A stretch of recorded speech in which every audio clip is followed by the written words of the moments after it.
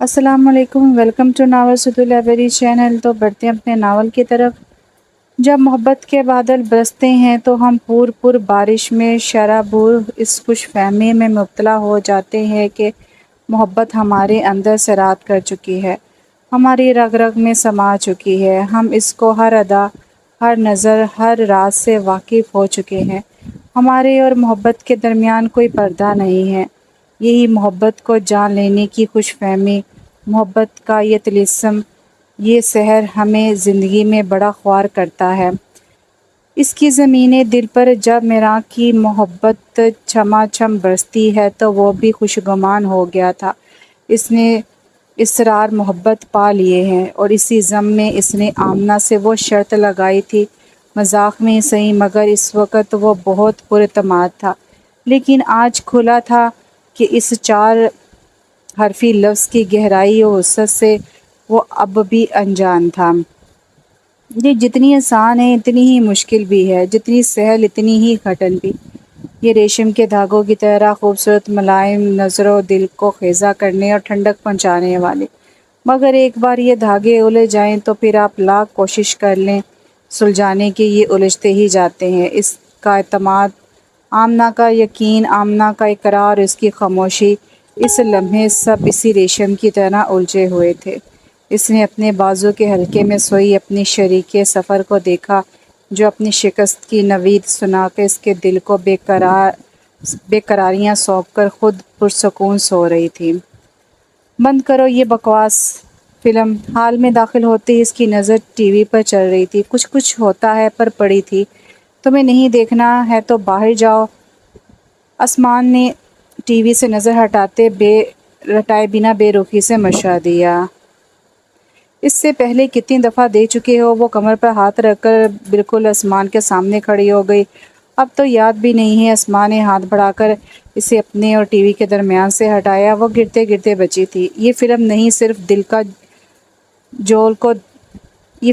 صرف کاجل کو دیکھ رہا ہے۔ ٹی وی اسکرین پر مرکوز نظروں کا زاویہ بدلے بنا ندا نے رائے دینے کی فرصت نکالی۔ اور تم کس کو دیکھ رہی ہو؟ آمنہ ندا کی طرف مڑی۔ وہ جو ننھا سا پیارا سا بچہ ہے نا اس میں اس کے لیے بیٹھی ہوں۔ ندا نے مبالغے کی حد کرتے ہوئے دونوں ہتھیلیوں کو ذرا فاصلے پہ کر کے ننھا سا بتانے کی کوشش کی۔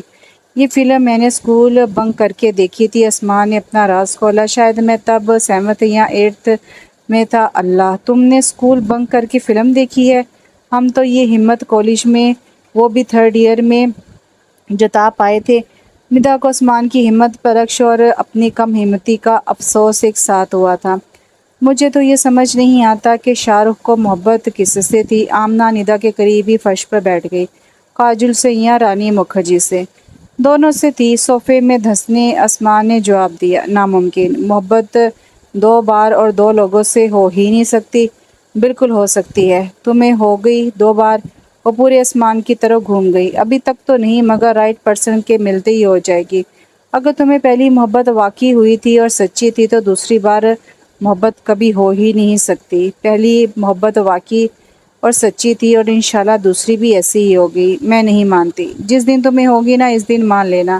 وہ دن کبھی نہیں آئے گا۔ آمنہ کے لہجے کا یقین عثمان کو چیلنج لگا تھا۔ لگا لو شرط۔ وہ اٹھ بیٹھا۔ یہ کیا پاگل پن ہے؟ اتنی دیر سے دونوں کی جنگل بندی سن رہی ندا بولی، تمہیں دوبارہ محبت ہوگی اور تم ہار جاؤ گی، یاد رکھو۔ کچھ سالوں میں تمہیں بھی احساس ہوگا کہ میں نے بالکل ٹھیک کہا تھا۔ اوکے ڈن، لگی شرط۔ پاگل ہو گئے ہو تم دونوں؟ ندا نے باری باری دونوں کو دیکھا۔ میں نہیں، اس معاملے میں صرف آمنہ پاگل ہے۔ وقت بتائے گا کہ کون ہوتا ہے اپنی اکلوتی محبت کے پیچھے پاگل۔ آمنہ نے اکلوتی پر زور دے کر کہا۔ ویسے ہارنے والا کرے گا کیا؟ عثمان کے کچھ کہنے سے پہلے ہی ندا نے نیا نکتہ اٹھایا۔ وہ تب کی تب دیکھا جائے گا۔ عثمان دوبارہ فلم کی طرف متوجہ ہو گیا تھا۔ کوئی ٹائم لیمٹ ہے اس شرط کی؟ ندا نے اگلا سوال داغا۔ اگلے 1 سال میں دیکھنا آمنہ کو محبت ہو جائے گی۔ عثمان کا لہجہ پر یقین تھا۔ اور دیکھنا عثمان کو اگلے… ندا نے درمیان میں ہی آمنہ کی بات کاٹ دی۔ ہائے، اب بھی آمنہ کہہ رہی تھی کبھی بھی دوسری محبت نہیں ہو سکتی، اور تم کہہ رہے تھے کبھی بھی ہو سکتی ہے، اور اب وقت کی قید لگا رہے ہو۔ وہ فلم بھول کر پوری طرح ان کی شرط میں الجھ گئی تھی۔ اور تم جو ہم دونوں کو پاگل کہہ رہی تھی اب اتنی انٹرسٹ لے رہی ہو؟ آمنہ نے اسے ڈانٹا۔ تم دونوں جاؤ یہاں سے اور مجھے فلم دیکھنے دو۔ عثمان کو پتہ تھا اب وہ دونوں گھنٹوں اس موضوع پہ اپنے فلسفے جھاڑیں گے۔ ایک آخری بات بتا دو، شاہ رخ کو کاجول سے محبت کالج کے زمانے سے تھی یا سمر کیمپ میں ہوئی تھی؟ آمنہ سراسر چھیڑ رہی تھی۔ کالج کے زمانے سے تھی، احساس سمر کیمپ میں ہوا تھا۔ ندا بی بی نے اپنا تجزیہ پیش کیا۔ پھر رانی مکھرجی سے کیا تھا؟ اس نے معصومی سے پوچھا۔ میرا سر، عثمان نے دانت پیسے۔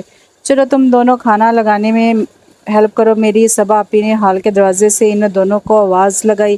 تم دونوں کی فلم کے چکر میں بھول ہی گئی کہ اسی کام کے لیے تمہیں بلانے آئی تھی۔ چلو ندا خلاف توقع اٹھ گئی، ورنہ شاہ رخ کی مووی چھوڑ کر کوئی اور کام ندا کر لے، مشکل ہی تھا۔ اپنی شرط یاد رکھنا۔ وہ جاتے جاتے دروازے سے مڑ کر بولی تھی۔ عثمان مسکرا دیا، اس بات سے بے خبر کہ تقدیر بھی اس کی بے خبری اور نادانی پر مسکرا رہی تھی۔ مستی مذاق میں لگی یہ شرط وہ دونوں ہی چند دنوں میں بھول گئے تھے۔ زہرا بیگم کی 4 اولادیں تھیں، 2 بیٹے افتخار احمد اور مختار احمد۔ افتخار احمد عثمان اور رائیہ کے والد تھے، جبکہ مختار احمد کو شادی کے 11 سال بعد اولاد کی خوشی نصیب ہوئی تھی۔ 13 سالہ دوران تمام کزنز میں سب سے چھوٹا تھا۔ زہرا بیگم کی دونوں چھوٹی بیٹیاں بھی اسی شہر میں رہتی تھیں اور دوسرے کی پڑوسی تھی۔ سلطنت کی 2 بیٹیاں صبا اور ندا۔ صبا شادی شدہ اور ایک بیٹے سدیم کی ماں تھی۔ سب سے چھوٹی بیٹی ستوت کے یہاں ایک بیٹا اسجد اور ایک بیٹی آمنہ۔ اسجد کی شادی اس کے چچا زاد انم سے ہوئی تھی اور دونوں کے 2 بچے تھے، زونا اور شہود۔ ندا کی منگنی اس کے پھپھو زاد شیبان سے ہوئی تھی۔ 3 سال ہو چکے تھے مگر ابھی تک شیبان سے بڑے سفیان کو کوئی لڑکی پسند ہی نہیں آئی تھی، اور پھپھو کی ایک ہی ضد تھی کہ دونوں بیٹوں کی شادی ایک ساتھ ہی کرنی ہے۔ اماں نے سب کو بلایا تھا اور سارے بڑے گھنٹہ بھر سے دروازہ بند کیے ان کے کمرے میں خفیہ اجلاس میں مصروف تھے۔ کچھ اندازہ ہے کس سلسلے میں یہ محفل جمی ہے؟ ندا نے سب کے ذہنوں میں مچلتے سوال کو زبان دی۔ وہ تینوں کچن میں چائے کے ساتھ دیگر لازمات کی تیاری میں لگی تھی۔ بند کمرہ اور سب بڑوں کے ساتھ میرڈ حضرات اور خواتین بھی اندر۔ مطلب صاف ہے ضرور کسی کی شادی کا چکر ہے۔ رایا جو کچن میں ان دونوں کو کون کون سی چیزیں کہاں رکھی ہے صرف یہ بتا کر کام میں شامل تھی، نے اندازہ لگایا تھا۔ کس کی شادی؟ آمنہ کے کان کھڑے ہو گئے۔ کسی کی بھی ہو سکتی ہے، آپ، ندا آپی یا پھر عثمان بھائی۔ وہ اسٹول سے اتری، رکے میں پتہ لگا کر آتی ہوں۔ وہ کچن سے باہر بھاگی۔ تم کب تک بچو گی؟ کہیں نہ کہیں تو تمہیں شادی کرنی ہی ہوگی۔ کب تک ہر رشتے کو نہ کرتی رہو گی؟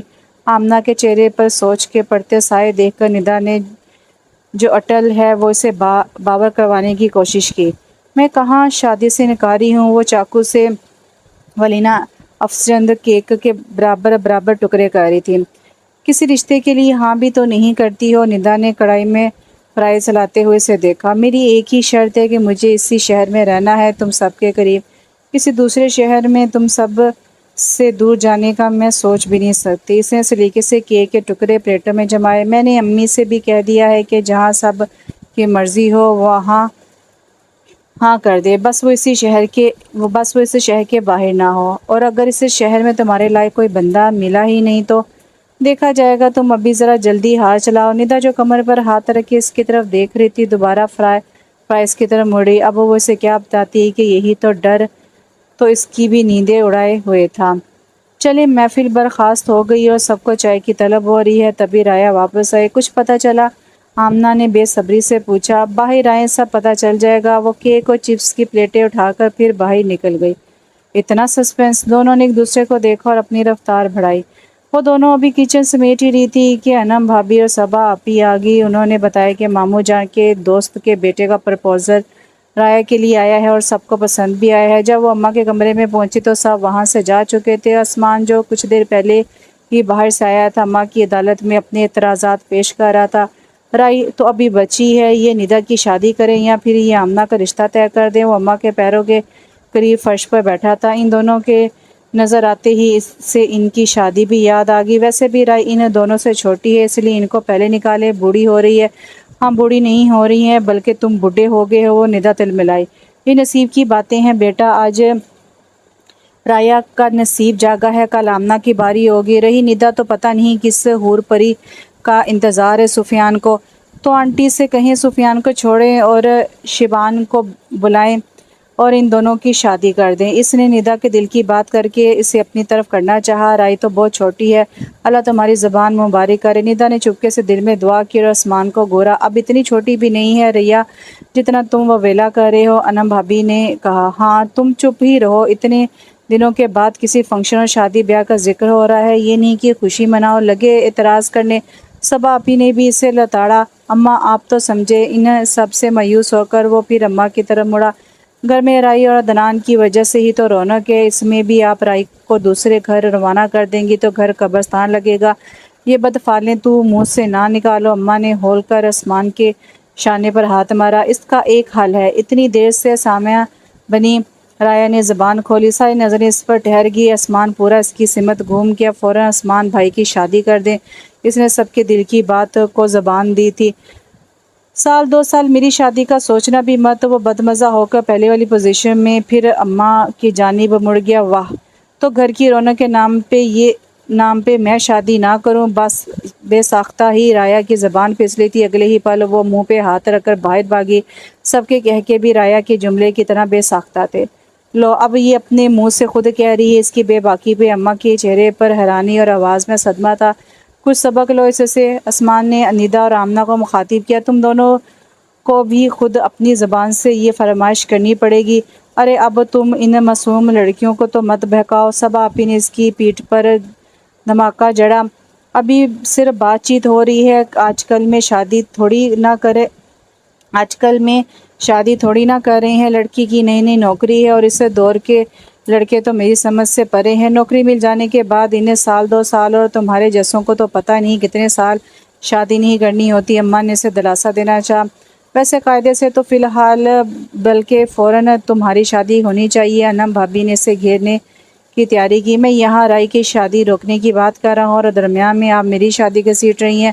تمہارے لچھن دیکھ کر ہی تو ایسا ہی لگتا ہے تمہاری شادی تمہیں گھسیٹ کر ہی کروانی پڑے گی۔ صبا آپی نے کہا، جو چند دن قبل ہی اپنی نند کی جٹھانی کی بیٹی کا پرپوزل لے کر آئی تھی۔ ہاں تمہاری شادی ضرور آج کل میں ہو سکتی ہے۔ اماں نے موبائل اٹھاتی نظریں آسمان پر ٹکائیں۔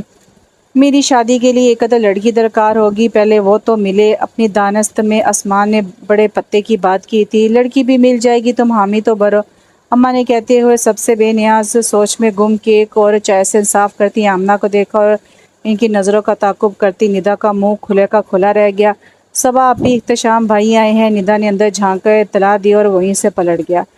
اتنی جلدی آ گئے؟ صبا آپی کے ساتھ انم بھابی بھی چلی گئی۔ مجھے بھی ذرا باہر لے چلو، اماں نے اڑتے ہوئے آسمان سے کہا تو وہ انہیں سہارا دے کر باہر لے گیا۔ تم کس مراقبے میں ہو؟ چلو، آمنہ نے کمرے میں پھیلے سارے کپ اکٹھا کر کے ٹرے میں رکھتے ہوئے ندا کو آواز دی، تمہیں پتہ ہے اماں نے آسمان کے لیے لڑکی ڈھونڈ لی ہے؟ ندا لمبی سانس لے کر کھڑی ہوگی۔ ہیں کون؟ اس اچانک خبر پہ وہ حساب توقع چونکی تم، ندا نے گویا اطمینان سے دھماکہ کیا تھا۔ ہاں میں، تمہیں کس نے کہا؟ اماں نے؟ نہیں، مگر میرا اندازہ بالکل درست ہے۔ تم نہ؟ آمنہ نے بری طرح اسے گورا۔ ٹی وی سیریلز دیکھنا کم نہیں، بند ہی کر دو۔ تم ذرا صبر کرو، جلد ہی میری مرید ہو جاؤ گی۔ ندا خوش یقین لہجے پہ وہ بڑبڑاتے ہوئے باہر نکل گئی تھی، لیکن چند دنوں بعد اماں نے یہی بات اس سے کہی تو وہ جتنی حیران ہوئی اتنی ہی ندا کے اندازوں اور قیاسوں کی قائل بھی ہو گئی۔ میری تو ہمیشہ سے یہ خواہش تھی، مگر میرے کچھ کہنے سے پہلے حالات ایسے ہو گئے تھے کہ یہ خواہش مجھے اپنے تک میں دور رکھنی پڑی۔ ابھی کچھ دن پہلے نفیسہ نے ذکر چھیڑا، اس کی بھی سالوں سے یہ تمنا ہے کہ تم آسمان کی دلہن بنو۔ وہ صحیح وقت کا انتظار کر رہی تھی۔ اسے لگتا ہے کہ مزید آسمان کی مرضی پہ یہ معاملہ چھوڑا تو وہ خود سے تو شاید کبھی نہ کہے، اس لیے اب نفیسہ نے جلد ہی اس کی شادی کا فیصلہ کر کے سب کچھ طے کرنے کے بعد اسے صرف اطلاع دینے کا منصوبہ بنایا ہے۔ میں نے ستوت اور ظفر سے بات کر لی ہے، وہ دونوں بھی اس رشتے کے لیے راضی ہیں۔ وہ خاموشی سے سن رہی تھی۔ وہ دونوں کزنز تھے اور دونوں شادی کے لائق۔ گھر والوں کا ان دونوں کے لیے یوں سوچنا فطرتی تھا، بلکہ ملنے ملانے اور جان پہچان والوں میں تو اکثر کو یقین تھا کہ اندر ہی اندر دونوں کی نسبت ہے، لیکن اس کے لیے پہلی بار تھا کہ یہ خیال اماں کی بات سننے کے بعد اس کے کانوں سے ہوتا ہوا اس کے ذہن و دل تک پہنچا تھا۔ ندا کی بات کو اس نے نہ دوبارہ سوچا تھا، نہ کوئی اہمیت دی تھی۔ وہ ایک برا تجربہ تھا، ایک برا خواب جو گزر گیا۔ اماں نے اس کے سر پر ہاتھ رکھا تو اپنی ہتھیلیوں سے نظر اٹھا کے انہیں دیکھنے لگی۔ مجھے پورا یقین ہے تم دونوں ایک دوسرے کے لیے ہی بنے ہو۔ پتہ نہیں، اچانک یہ میری تو کچھ سمجھ میں نہیں آ رہا. تم آرام سے سوچ کر جواب دو مگر زیادہ وقت مت لینا. آپ نے آسمان سے پوچھا. کچھ دیر سوچنے کے بعد اس نے اماں سے سوال کیا. کہہ تو رہی ہوں نفیسہ سب طے کرنے کے بعد اس سے بات کرے گی. آپ آسمان سے پوچھیں، اگر وہ راضی ہے تو میری بھی ہاں ہے. بڑا آسان سا فیصلہ تھا. جیتی رہو. اماں نے خوش ہو کر دعا دی. انہیں یقین تھا کہ آسمان انکار نہیں کرے گا. شادی اس کے لیے زندگی میں کیے جانے والے کاموں کی طرح ایک کام ہی تھا جسے پورا کیے بغیر کوئی چارہ نہیں تھا. کسی اجنبی انجان شخص کے ساتھ اپنی زندگی بانٹنا ہی تھی تو پھر وہ آسمان کیوں نہیں، جو اس کا کزن ہی نہیں دوست بھی تھا اور سب سے بڑھ کر اس کے ماضی سے واقف تھا. کچھ تو توقعات اسے بالکل نہیں تھی اور وہ جانتی تھی کہ آسمان کو پتہ ہے کہ ایسی ہی کچھ توقعات اس سے وابستہ نہیں کی جا سکتی. اور اگر اس کے باوجود بھی وہ راضی ہو جاتا ہے تو اس کو کیا اعتراض ہو سکتا ہے بھلا؟ کوئی کام ہے اماں؟ وہ شاذ و نادر ہی یوں اسے کمرے میں بلاتی تھی. ہاں بہت ضروری. رایا کی منگنی کی تاریخ طے ہو گئی ہے. اسے لگا اسی سلسلے میں کوئی کام ہوگا. بتائیں، ابھی کیے دیتا ہوں. اماں اس کی بات پہ مسکرائی. وہ ایسے کھڑے کھڑے کام کرنے والا نہیں ہے. انہوں نے ہاتھوں سے جھٹک کر صوفے کی نادیدہ دھول صاف کی. بیٹھو یہاں. وہ تابع داری سے ان کے بازو میں بیٹھ گیا. اگر تم نے ہم سب کی بات مان لی ہوتی تو آج ہم تمہارے بچے کھلا رہے ہوتے. اماں کی تحمید پہ اس نے ایک سرد آگ بھری. اس کے اس انداز پہ اماں نے اسے کڑی نظر سے گھورا. یہی انہوں نے انگلی سے اس کی طرف اشارہ کیا. تمہاری انہی حرکتوں کی وجہ سے ہم سب نے تمہاری شادی طے کر دی ہے. بس تم یہ بتاؤ کہ تمہیں آفس سے چھٹیاں کب اور کتنی ملیں گی تاکہ ہم اس کے مطابق آگے کی تیاریاں کریں. واو! وہ زور سے ہنس دیا. آپ تو اچھا دھماکہ کر لیتی ہیں. مذاق نہیں، میں سنجیدہ ہوں. اوکے، میں آفس میں بات کرنے کے بعد بتاتا ہوں آپ کو چھٹیوں کے بارے میں. وہ ہنستے ہوئے کھڑا ہوا. ویسے یہ آپ نے ہی سوچا یا کسی اور کا آئیڈیا تھا؟ اس میں سارا گھر شامل ہے. ان کی بات پر وہ سر ہلاتا دروازے کی طرف بڑھا. لڑکی کا نام نہیں پوچھو گے؟ اماں کی مسکراہٹ چہرے پر ہی نہیں، آواز اور لہجے میں بھی تھی. وہ ٹھٹک کر رکا. اماں کے معنی خیز خاموشی پر اسے مڑنا ہی پڑا. کیا نام ہے؟ آمنہ ظفر. وہ واپس صوفے پر ان کے پاس آ کر بیٹھ گیا. اماں، آمنہ؟ سب طے ہو گیا ہے. بڑوں کے درمیان ہر کوئی راضی اور خوش ہے اور جلد سے جلد یہ شادی نپٹانا چاہتے ہیں. آپ سب نے آمنہ سے پوچھا یا میری طرح اسے بھی صرف اطلاع دی ہے؟ وہ یکدم سنجیدہ ہو گیا. آمنہ سے میں نے خود پوچھا تھا. پھر کیا؟ اس نے کیا جواب دیا؟ آسمان کے سوال پر اماں نے جذبر ہو کے اسے دیکھا. اس نے کہا آسمان راضی ہے تو میری بھی ہاں ہے. اور آپ نے میری مرضی پوچھی ہی کہاں ہے؟ وہ ناراضگی سے بولا. کیوں، تم کیا انکار کرنے والے ہو؟ اماں کی آواز سخت تھی. اگر کر دوں تو؟ مجھے پتا ہے تم انکار نہیں کرو گے. ان کے یقین و اعتماد پر وہ جھنجھلا گیا. یہ بلیک میلنگ ہے سراسر. اس کا لہجہ شکایتی تھا. سچ کہو، آمنہ کے لیے انکار کی کیا وجہ ہے تمہارے پاس؟ اماں نے سیدھا سوال کیا. اس نے محبت کی تھی اور بہت بہت ٹوٹ کے کی تھی. ان دونوں کا ساتھ بڑا مختصر تھا مگر اس مختصر وقت کی محبت سے سنبھلنے میں اسے بہت وقت لگا تھا. بہت وقت اس نے بے شمار راتیں تڑپتے روتے اور جاگ کے گزاری تھی. اسے تب لگتا تھا کہ یہ درد کبھی کم نہ ہوگا نہ ختم ہوگا. مگر وقت وہ مرہم ہے جو ہر درد کا علاج کر دیتا ہے، ہر زخم کو دھندلا دیتا ہے. اگر یہ معالج نہ ہو تو کتنی ہی زندگیاں ٹھہر جائیں، رک جائیں. وہ بھی سنبھل ہی گیا تھا. وہ پوری ایمانداری خلوص کے ساتھ اپنی آئندہ زندگی بھرپور طریقے سے جینا چاہتا تھا اور یہی وجہ تھی کہ وہ اب تک شادی ٹالتا آ رہا تھا، کیونکہ اسے اب بھی کئی شبہات تھے کہ وہ اس کی زندگی میں آنے والی کے ساتھ 100% مخلص اور ایماندار رہ پائے گا. کیا وہ اپنا ماضی سے بتا پائے گا کہ اسے ماضی کے متعلق بتانا مناسب ہوگا؟ وہ جتنا سوچتا اتنا ہی الجھتا جاتا. اس کے سینے کا ایک ویران اور تاریک گوشہ نہ آباد ہوتا تھا نہ روشن. وہاں ابھی بھی وہی وقت ٹھہرا ہوا تھا جہاں محبت اس سے بچھڑی تھی. اسی کشمکش اور بے یقینی کے کارن وہ اب تک کوئی فیصلہ نہیں کر پایا تھا. آمنہ سب جانتی تھی، اس سے کوئی پردہ نہیں تھا. بطور کزن اور دوست وہ اسے پسند تھی.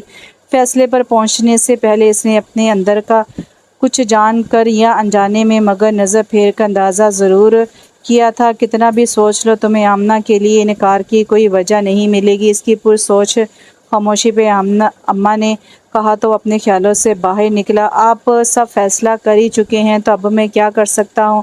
اس نے مصنوعی بے چارگی طاری کی. جیتے رہو. اماں نے اس کی بلائیں لے ڈالی. آسمان آمنہ سے بات کرنا چاہ رہا تھا مگر اگلے ہی اگلے دن ہی اسے ہفتہ بھر کے لیے بنگلور جانا پڑا۔ وہ ایم فارمیسی مکمل کرنے کے بعد فارماسیوٹیکل کمپنی میں جاب کرتا تھا۔ جاب کے ساتھ ساتھ اس نے ایم بی اے بھی مکمل کر لیا تھا، جس کے بعد اس کی پروموشن کے ساتھ ساتھ اس کے یہ بیرون شہر اور بیرون ملک دورے بھی شروع ہو گئے تھے۔ اس کی واپسی رایا کی منگنی والے دن ہوئی تھی۔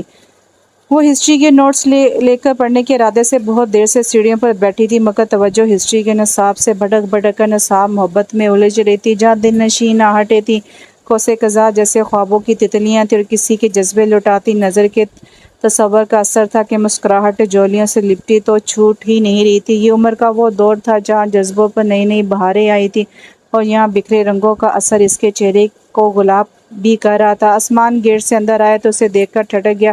اس کے رخ پہ ایک نیا جہان آباد تھا۔ وہ اس کے قریب پہنچ گیا تھا، مگر وہ اس قدر اپنے خیالوں میں گم تھی کہ اسے احساس تک نہ ہوا۔ آسمان نے اس کی آنکھوں کے سامنے چٹکی بجائی تو وہ چونکی۔ آمنہ، لگتا ہے تمہیں محبت ہو گئی ہے۔ آمنہ نے سر اٹھا کر آسمان کو دیکھا۔ پل بھر کے لیے اس کی آنکھوں میں حیرت ابھری۔ ذرا آئینے میں اپنا چہرہ دیکھنا، یہ جادو صرف محبت ہی کر سکتی ہے۔ آسمان نے اس کے چہرے کے سامنے انگلی دائرے کی شکل میں گھماتے ہوئے کہا۔ مجھے بھی ایسا ہی لگتا ہے۔ آمنہ نے سر ہلا کر اس کی تائید کی اور اندر دوڑ گئی۔ ناگوار بو کا احساس اسے ماضی سے حال میں لے آیا، مگر بہت دیر ہو چکی تھی۔ اس نے جھٹکے سے استری اٹھائی۔ نیچے انارکلی کے دامن پر استری کے تلے برابر کا حصہ جل چکا تھا۔ اس کی چیخ نکل گئی۔ کیا ہوا؟ سب اس کی سمت بڑھے۔ اس نے سٹینڈ سے کپڑا اٹھا کر جلا ہوا حصہ سامنے کیا۔ دھیان کہاں ہے تمہارا؟ حد کرتی ہو تم تو، اسے استری کی ضرورت ہی نہیں تھی، پریس والے کو دینا تھا نا، خود کرنے کی کیا ضرورت تھی؟ آخری وقت کے لیے کیوں یہ کام بچا رکھا تھا؟ اب کیا کروں یہ بتاؤ؟ آمنہ نے بڑے ضبط سے پوچھا کہ ان سب کی باتیں جلے پر نمک کا کام کر رہی تھی۔ کیا پہنوں اب میں؟ نیا جوڑا شہید ہونے کا دکھ کیا کم تھا اس پہ؟ اب کیا پہنوں کی فکر۔ وہ رونے والی ہو گئی۔ کوئی دوسرا ڈریس نہیں ہے تمہارے پاس؟ صبا آپی نے پوچھا۔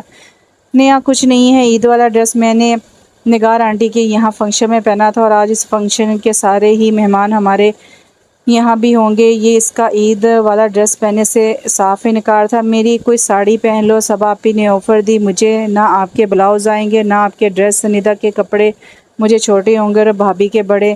رہی رایا تو اس کے کپڑے میرے سر سے نیچے ہی نہیں اتریں گے۔ اس سے پہلے کہ باری باری سب آفرز کرتے، اس نے پہلے ہی سب کو رد کر دیا۔ پھر اب کیا پہنیں گی آپ؟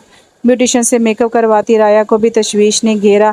بھابھی، آمنہ نے انم کو مدد طلب پکار لگائی۔ انم بھابھی کا ذہن پہلے ہی بڑی تیزی سے چل رہا تھا۔ انہیں خوب اچھی طرح اندازہ تھا کہ سچویشن میں بھی آمنہ بی بی اس کا کیا حل سوچ سکتی ہیں۔ جوتے، جوڑی، ہینڈ بیگز نہیں بلکہ کپڑے اس کی کمزوری تھے۔ اب ان لوگوں کے آنے میں وقت ہے۔ آپ اسجد بھائی سے کہیں نا۔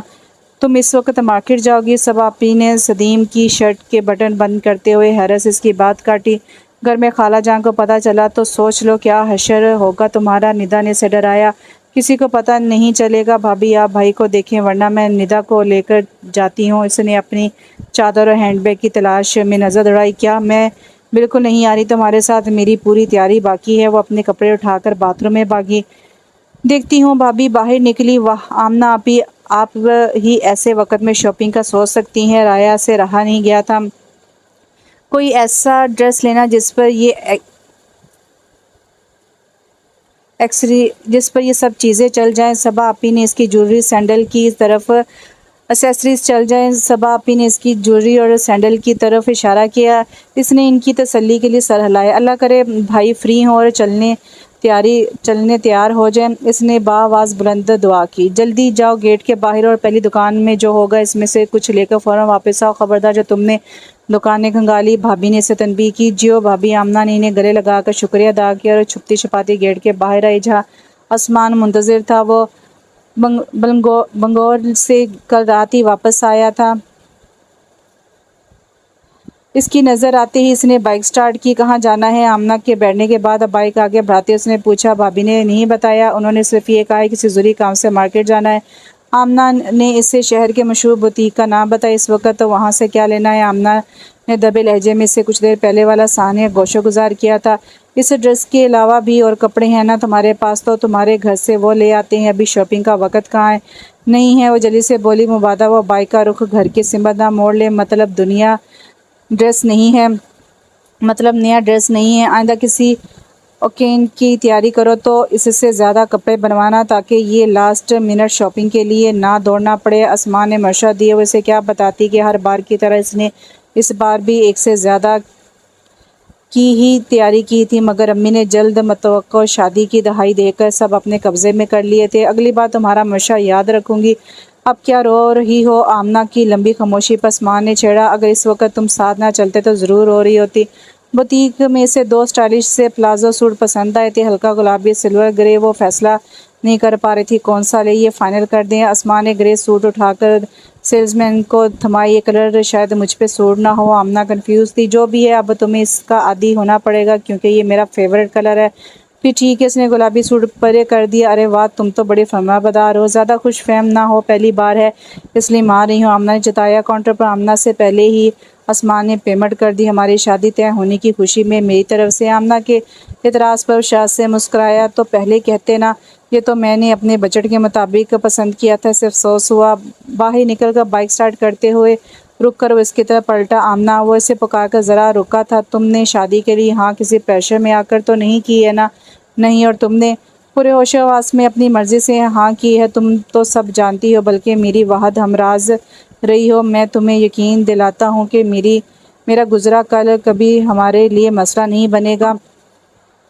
ماضی تو میرا بھی ہے اسماء، تمہیں بھی سب پتہ ہے۔ میں تم سے نہ کوئی وعدہ کر سکتی ہوں اور نہ ہی کوئی یقین تھما سکتی ہوں۔ میرے لیے دوبارہ محبت ناممکن ہے۔ تمہارے ماضی سے مجھے کوئی فرق نہیں پڑتا، رہی محبت تو ایسا تمہیں لگتا ہے، میرا ماننا کچھ اور ہے۔ خود بائک پر بیٹھتے ہوئے اس نے آمنہ کو بھی بیٹھنے کا اشارہ کرتے ہوئے شرارت سے ڈائلاگ جھاڑا۔ مجھے خود پر اتنا بھروسہ تو ہے کہ تمہیں خود سے محبت کرنے پر مجبور کر دوں گا۔ ہوں۔ آمنہ نے زبان سے تو ہوں ہی کہا، مگر دل میں سوچا کہ کاش ایسا ہی ہو۔ شادی کے لیے ابھی کوئی تاریخ فائنل نہیں کی گئی تھی، لیکن سب بقر عید کے بعد شادی پر متفق تھے، جس میں ابھی تقریباً 1 ماہ سے زیادہ وقت تھا۔ خواتین کی تیاریاں شروع ہو چکی تھیں۔ آج بھی امی اور خالہ کو لے کر وہ دونوں اماں کی طرف آئی تھیں۔ یہاں کر معلوم ہوا کہ اسماء نے انہیں اسپتال لے کر گیا ہے۔ کیوں، سب خیریت تو ہے؟ کئی دنوں سے اماں گھبراہٹ اور بے چینی کی شکایت کر رہی تھی، لیکن ڈاکٹر کے پاس اور اسپتال جانے کو بھی تیار نہیں تھی۔ چھوٹی ممانی بتانے لگی کہ رات سینے میں ہلکے درد کی شکایت کر رہی تھی، اس لیے اسماء نے آج چھٹی کی اور ان کی نانا کے باوجود صبح ہی انہیں لے کر نکلا ہے۔ اللہ خیر کرے۔ خالہ پریشان ہوئی اٹھی۔ انشاءاللہ سب ٹھیک ہی ہوگا، بڑی ممانی نے تسلی دی۔ ہاں، اللہ کرے سب ٹھیک ہی ہو۔ امی نے بھی اچھی امید بندھائی۔ ان کے آنے سے پہلے ہم کچھ کام نپٹا لیں۔ چھوٹی ممانی نے سب کا دھیان بٹانا چاہا۔ ہاں، یہ مہمانوں کی لسٹ بنائی ہے، اب اس میں کون رہ گیا ہے اور کس کو کٹ کرنا ہے، آپ دونوں بھی دیکھ لیں۔ امی نے لسٹ نکال کر دونوں کے سامنے رکھی۔ آمنہ اور ندا رایا کو ڈھونڈتے ہوئے اماں کے کمرے میں آئی تو وہ منہ پھیلائے بیٹھی تھی۔ اب تمہیں کیا ہوا؟ آمنہ نے اس کی بدصورتی شکل دیکھ کر پوچھا۔ گھر والے ظالم سماج بن گئے ہیں۔ جہاں تک مجھے یاد ہے تم منگنی شدہ ہو۔ ندا کی حیرت بجا تھی۔ وہی تو، پہلیے مت بجاؤ، صاف بتاؤ۔ عاصم نے ملنے کی اجازت مانگی اور گھر والوں نے منہ اٹھا کر منع کر دیا۔ بالکل ٹھیک کیا۔ آمنہ کی بات پر رایا نے ندا کو دیکھا کہ وہ پرانی منگنی شدہ تھی۔ ضرور اس کا درد سمجھے گی۔ اتنی لمبی منگنی کے باوجود میں اور شبان واٹس ایپ پر گزارا کرتے ہیں اور تم چند دن بلکہ چند گھنٹوں کی منگنی میں ملاقات کی امید لگائے بیٹھی ہو۔ چھی! ندا نے مظلومیت طاری کی۔ آمنہ نے ملامتی نگاہوں سے ندا کو گھورا۔ تم اسے نئے رستے مت دکھاؤ۔ اور رایا، گھر والوں نے بالکل ٹھیک کیا ہے۔ وہ اس کے قریب بیٹھ گئی تھی۔ تو پھر کیا فائدہ انگیجمنٹ کا؟ رایا کا موڈ مزید بگڑا۔ کوئی فائدہ نہیں انگیجمنٹ کا، یہ تو اس بات کی بھی 100% گارنٹی نہیں دیتی ہے کہ تمہاری شادی وہیں ہوگی جہاں انگیجمنٹ ہوئی۔ اس قدر بے اعتبار تعلق کی بنیاد پر قدم بڑھا کر رشتہ قائم کرنے سے قبل ہی آگے کی منزل طے کر لینا سراسر حماقت ہے۔ آمنہ کی بات کوئی رد نہیں کر سکتا تھا کیونکہ وہ اپنا تجربہ بیان کر رہی تھی۔ اس نے رایا کے ہاتھ تھامے۔ رایا، ہم لڑکیوں کے احساسات قدرے نازک ہوتے ہیں اور دل کے معاملات میں ہم بڑی جلد باز اور خوش فہم ہوتی ہیں۔ ایک ذرا سی اشارے پہ خوابوں اور خواہشوں کا جہان آباد کر لیتی ہیں۔ اس جلد بازی کی سزا بھی اکثر ہمیں جلد ہی مل جاتی ہے۔ ہمارے نصیب کی خوشیاں اور مسرتیں ہم سے کوئی نہیں چھین سکتا، وہ ہر حال میں ہمیں ملنا ہی ہے۔ اور اگر ذرا سا صبر اور انتظار ہمیں بہت سارے چاہے دکھ اور تکلیفوں سے بچا سکتا ہے تو عقل مندی صبر اور انتظار میں ہی ہے نا۔